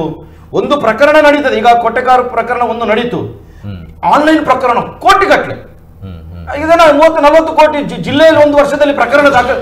ಅದು ಎಷ್ಟು ಜನ? ಅದು 1930ಗೆ ಕಂಪ್ಲೇಂಟ್ ಮಾಡಿದವರ ಪ್ರಕರಣಗಳು. ಯಾರು ಡಿಪಾರ್ಟ್ಮೆಂಟ್ಗೆ ಕಂಪ್ಲೇಂಟ್ ಮಾಡಿದವರು, ಕಂಪ್ಲೇಂಟ್ ಮಾಡದಷ್ಟಿದೆ 10,000 20,000. ನಾನೊಂದು ಮೊನ್ನೊಂದು ಪ್ರಕರಣ ನಡೆದು ಒಬ್ಬರ ಅಕೌಂಟ್ ನಿಂದ 77 ಲಕ್ಷ, ಜಿಲ್ಲೆಯಲ್ಲಿ 6 ಕೋಟಿ ಒಬ್ಬ ವ್ಯಕ್ತಿಯಿಂದ ಪ್ರಕರಣ ದಾಖಲಾಗಿದೆ. ಅಂದ್ರೆ ಪ್ರಕರಣ ಕಂಪ್ಲೇಂಟ್ ಕೊಡ್ಲಿಕ್ಕೆ ಅವ್ರು ಹೆದರ್ತಾರೆ. ವೈಟ್ ಮನಿ ಯಾವುದು ಇಲ್ಲಿಗಲ್ ಆಗಿ ಮನೆಯಲ್ಲಿ ಕ್ಯಾಶ್ ಇಟ್ಕೊಂಡು ಅದು ಕೊಟ್ಟದಲ್ಲ, ಅವರ ಬ್ಯಾಂಕ್ ನಲ್ಲಿ ದುಡಿದು ಸಂಬಳದಿಂದ ದುಡಿದು ಅದನ್ನು ಅಕೌಂಟ್ ಅಲ್ಲಿ ಇಟ್ಟಂತ ಹಣ. ಎಷ್ಟು ಅಂದ್ರೆ ನಾವ್ ಏನ್ ಮಾಡ್ಬೇಕು? ಇಂತಹ ಪ್ರಕರಣಗಳು ನಡೆದಂತ ಸಂದರ್ಭ ಯಾಕೆ ಆಗಬಾರ್ದು? ಯಾವ ರೀತಿ ನಮ್ಮ ಸೂಚನೆಗಳಿರ್ಬೇಕು, ಯಾವ ರೀತಿ ಭದ್ರತೆ ಹೆಚ್ಚಿಸಬೇಕು, ಯಾವ ರೀತಿ ಬ್ಯಾಂಕ್ಗೆ ಭದ್ರತೆ ಹೆಚ್ಚಿಸಬೇಕು. ಬ್ಯಾಂಕಿನ ಫಿಸಿಕಲ್ ಭದ್ರತೆಗಿಂತ ಹೆಚ್ಚಾಗಿ ಈಗ ಆನ್ಲೈನ್ ಯಾವುದು ನೆಟ್ವರ್ಕ್ ಸಿಸ್ಟಮ್ ಮೇಲೆ ಭದ್ರತೆಯನ್ನು ಹೆಚ್ಚಿಸುವಂತ ಕೆಲಸಗಳನ್ನು ಅದರ ಬಗ್ಗೆ ಈಗ ಮೊನ್ನೆ ಅಸ್ಸಾಂನಲ್ಲಿ ನಡೆದಂತ ಒಂದು ಪ್ರಕರಣದಲ್ಲಿ ಒಬ್ಬ ಸುಪ್ರೀಂ ಕೋರ್ಟ್ಗೆ ಒಬ್ರು ಕೇಸನ್ನು ಹಾಕಿದ್ರು. ಅಂದ್ರೆ ಬ್ಯಾಂಕ್ ಜವಾಬ್ದಾರಿ ಅದನ್ನ ಪರ್ಟಿಕ್ಯುಲರ್ ಇಶ್ಯೂ ಮೇಲೆ ಹಾಕಿದ್ದಾರೆ, ಬಟ್ ಎಲ್ಲೋ ಅದನ್ನು ಸರಿಪಡಿಸುವಂತ ಕೆಲಸಗಳು ಆಗ್ಬೇಕು. ಆಗ ಜನರು ದುಡ್ಡನ್ನು ಕಳಿಸ್ಕೊಳ್ಳುವಂಥದ್ದು, ಹೆಚ್ಚು ಕಮ್ಮಿ ಆಗುವಂಥದ್ದು, ಸುಸೈಡ್ ಮಾಡುವಂಥದ್ದು ನಿಲ್ತದೆ. ಆ ಜವಾಬ್ದಾರಿಯನ್ನು ವಿಪಕ್ಷಗಳು ತಗೊಂಡು ಅಥವಾ ಆಡಳಿತ ಪಕ್ಷದವರು ತಗೊಂಡು ಚರ್ಚಿಸಿ ಮಾಡಿ, ಇದು ಚರ್ಚೆಗೆ ಅವಕಾಶ ಕೊಡಿದ್ರೆ ಇದು ಎಲ್ಲಾಗ್ತದೆ. ಅದಕ್ಕೆ ನಾನು ಹೇಳುವಂಥದ್ದು, ಈ ಪ್ರಕರಣಗಳು ನಡೆದಂತಹ ಸಂದರ್ಭದಲ್ಲಿ ಅದು ರಾಜಕೀಯ ಬಳಸುವುದಕ್ಕಿಂತ ಹೆಚ್ಚಾಗಿ ಈ ಪ್ರಕರಣವನ್ನು ಮೈನಸ್ ಹೇಳುವುದಕ್ಕಿಂತ ಹೆಚ್ಚಾಗಿ ಪಾಸಿಟಿವ್ ಏನಾಗಬೇಕು ಅನ್ನೋದು ಹೇಳುವ ಬಗ್ಗೆ ಮಾತಾಡಿ ಅದಕ್ಕೆ ಒಂದು ಯಾವುದು ಸೊಲ್ಯೂಷನ್ ತರವಾಗಿ ಆಗ್ಬೇಕು ಅನ್ನೋದು ನಮ್ಮ ಒಂದು ಆಶಯ. ಮೋರಿಗೂ ಕೂಡ ಪರ್ಮಿಷನ್ ಒಂದು ಸಣ್ಣ ಶ್ರದ್ಧಾಂಜಲಿ ಏನಂದ್ರೆ, ನಾನು ಪ್ರತಿ ಸತಿ ಡಿಬೇಟ್ನಿಂದ ಹೊರಗಡೆ ಹೋಗಬೇಕಾದ್ರೆ ಒಂದು ಕಾಲ್ ಬರ್ತಿತ್ತು. ಅದು ಇವತ್ತು ಬರೋದಿಲ್ಲ. ಯಾಕಂತ ಹೇಳಿದ್ರೆ ಅವರು ಇವತ್ತು ಇಹಲೋಕವನ್ನು ತ್ಯಜಿಸಿದ್ದಾರೆ. ಅಶೋಕ್ ಶೇಟ್ ಅಂತ, ಅವರಿಗೆ ಸಮಾಜ ಸುಧಾರಕರು ಕೂಡ ಬಹಳಷ್ಟು ಸಮಾಜದಲ್ಲಿ ಕೆಲಸ ಮಾಡಿರುವಂಥವರು. ಅವರಿಗೆ ಈ ಮೂಲಕ ಒಂದು ಕೊನೆಯಲ್ಲಿ ಶ್ರದ್ಧಾಂಜಲಿಯನ್ನು ಸಲ್ಲಿಸ್ತಾ ಇದ್ದೇನೆ. ಹೌದು, ಅವರು ನಾನು 2013-14 ಅವಧಿಯಲ್ಲಿ ನಾನು ಅಕಾಡೆಮಿಯ ಕೊಂಕಣಿ ಸಾಹಿತ್ಯ ಅಕಾಡೆಮಿ ನಾನು ಸದಸ್ಯನಾಗಿದ್ದೆ. ಅದಕ್ಕಿಂತ ಹಿಂದಿನ ಅವಧಿಯಲ್ಲಿ ಅವರು ಕಾಸರಗೋಡು ಚಿನ್ನರವರು ಅಧ್ಯಕ್ಷರಿದ್ದಂತಹ ಸಂದರ್ಭದಲ್ಲಿ ಅವರು ಕೊಂಕಣಿ ಅಕಾಡೆಮಿ ಅವರು ಸಹ ಸದಸ್ಯರಾಗಿದ್ದರು. ನನಗೆ ಸಹ ಅವರು ನನಗೆ ಗೊತ್ತಿಲ್ಲ, ಈಗ ಹೇಳೋದ್ರಿಂದ ಗೊತ್ತಾಯಿತು, ಬಟ್ ಅವರು ಸಹ ಸದಸ್ಯರಾಗಿದ್ದರು. ಒಬ್ಬ ಒಳ್ಳೆಯ ವ್ಯಕ್ತಿ, ಅಶೋಕ್ ಶೇಟ್ ಜ್ಯುವೆಲರ್ಸ್ ಅಂತ ಒಂದು ಮಾಲಕ ಐಡಿಯಲ್ ಐಸ್ ಕ್ರೀಮ್ನ ಮುಂಭಾಗದಲ್ಲಿ. ಅವರಿಗೆ ನಮ್ಮ ಕಡೆಯಿಂದ, ನಮ್ಮ ಪಕ್ಷದ ವತಿಯಿಂದ ಒಬ್ಬ ಒಳ್ಳೆ ಇದು ಕೊಂಕಣಿ ವರ್ಕರ್ ಆಗಿದ್ದು. ಕೊಂಕಣಿ ವರ್ಕರ್ ಸಮಾಜ ಸೇವೆಯಲ್ಲಿ ಮಾಡ್ತಾರೆ. ನಮಗೂ ಸಹ ನಮ್ಮ ಕಡೆಯಿಂದ ಸಹ ಅವರಿಗೆ ಒಂದು ಶ್ರದ್ಧಾಂಜಲಿ. ಖಂಡಿತ ಅತಿಥಿಗಳಾಗಿರ್ಬೋದು ಅಥವಾ ಅವರು ಹೇಳಿರುವಂಥ ಮಾಹಿತಿಯನ್ನು ಕೂಡ ಅವರು ಹೇಳಿಕೊಂಡು ಅವರ ಪರಿಚಯವನ್ನು ನಮ್ಮ ಟಿವಿಯ ಕಡೆಯಿಂದ ಮತ್ತು ಸಮಸ್ತ ವೀಕ್ಷಕರ ಪರವಾಗಿಯೂ ಕೂಡ ಅವರಿಗೆ ಶ್ರದ್ಧಾಂಜಲಿಯನ್ನು ಸಲ್ಲಿಸ್ತಾ ನಮ್ಮ ಕಾರ್ಯಕ್ರಮವನ್ನು ಕೂಡ ಮುಗಿಸ್ತಾ ಇದ್ವಿ. ಧನ್ಯವಾದಗಳು ಸರ್, 3 ಜನರಿಗೂ ಕೂಡ ನಮ್ಮ ಜೊತೆ ಕಾರ್ಯಕ್ರಮದಲ್ಲಿ ಭಾಗವಹಿಸಿರೋದಕ್ಕೆ. ಪ್ರಮುಖವಾಗಿ ನಮ್ಮ ಪ್ರಶ್ನೆಗಳಿದ್ದಂಥದ್ದಿಷ್ಟೇ. ರಾಜ್ಯಕ್ಕೆ ಸಂಬಂಧಪಟ್ಟಂತೆ ಸುರಕ್ಷತೆ ವಿಚಾರದಲ್ಲಿ ಗೃಹ ಇಲಾಖೆ ಮತ್ತು ರಾಜ್ಯ ಸರ್ಕಾರ ಇನ್ನು ಮುಂದಿನ ಕ್ರಮಗಳನ್ನು ಬದಲಾವಣೆ ಮಾಡಿಕೊಳ್ಬೇಕು. ಅಂದರೆ ಬೇಡಿಕೆಗಳು ಇಷ್ಟೇ, ಯಾವುದೇ ಅಭಿವೃದ್ಧಿ ಮಾಡಿ ಅಥವಾ ಇಷ್ಟು ಅನುದಾನವನ್ನು ಹೊರಡಿಸಿ ಅಥವಾ ಇನ್ನೂ ಅನೇಕ ಕೆಲಸ ಕಾರ್ಯಗಳನ್ನು ಮಾಡಿ ಅಂತ ಅಲ್ಲ. ಪ್ರಮುಖವಾಗಿ ಜೀವಿಸುವಂತಹ ಹಕ್ಕಿದೆ ಪ್ರತಿಯೊಬ್ಬ ಮನುಷ್ಯನಿಗೂ ಕೂಡ, ಅದನ್ನು ಒಂದು ಬಲಪಡಿಸಿ ಅನ್ನುವಂಥ ನಿಟ್ಟಿನಲ್ಲಿ ಒಂದು ಪ್ರಶ್ನೆಯನ್ನು ಧ್ವನಿ ಎತ್ತುವಂಥ ಪ್ರಯತ್ನಗಳಷ್ಟೇ. ಸೊ ಇದಾಗಿತ್ತು ಇವತ್ತಿನ ಜನಧ್ವನಿಯ ವಿಶೇಷ. ಸೊ ಮುಂದಿನ ಜನಧ್ವನಿಯಲ್ಲಿ ಇನ್ನೊಂದು ಸುದ್ದಿಯ ಜೊತೆಗೆ ಭೇಟಿಯಾಗೋಣ. ನಿರಂತರ ಸುದ್ದಿ ಹಾಗೂ ಮನೋರಂಜನೆಗಾಗಿ ನೋಡ್ತಾ ಇರಿ ನಮ್ಮ ಟಿವಿ. ಈ ಕಾರ್ಯಕ್ರಮದ ಪ್ರಾಯೋಜಕರು ತೇಜಸ್ವಿನಿ ಆಸ್ಪತ್ರೆ ಮತ್ತು ಶಿಕ್ಷಣ ಸಂಸ್ಥೆಗಳು, ಮಲ್ಲಿಕಟ್ಟೆ, ಮಂಗಳೂರು. ಸಹ ಪ್ರಾಯೋಜಕರು ಸಂತೋಷ್ ರೈಸ್ ಮಿಲ್ಸ್ ರವರ 2 ಸ್ಟಾರ್ ಮತ್ತು Santosh boiled rice. Sadguru Ayurveda gram flour soap. ಕರ್ನಾಟಕದ ಸ್ವಾದಕ್ಕೆ ವಿಶೇಷವಾಗಿ ಸಂಸ್ಕರಿಸಿದ ಕೆಟಿ ಸ್ಪೆಷಲ್ ಚಹಾ. Amrut noni pain relief spray. ನೋವನ್ನ ಸೋಲಿಸಿ ಗೆಲುವನ್ನ ಸಾಧಿಸಿ. ನಿಮ್ಮ ಸಕ್ಸಸ್ ನ ಹೊಸ address, Rohan city, Vijay, Mangaluru. Invest in workspaces managed by Vertex. Invest smart. Invest in Mangaluru. ನಿರಂತರ ಗೋಲ್ಡ್ ಡಿವೈನ್ ಪೂಜಾ ಆಯಿಲ್. ಬೆಳಕಿನ ಸಂತೋಷ ಸದಾ ಇರಲಿ. ನಮ್ಮ TV, the pulse of coastal Karnataka.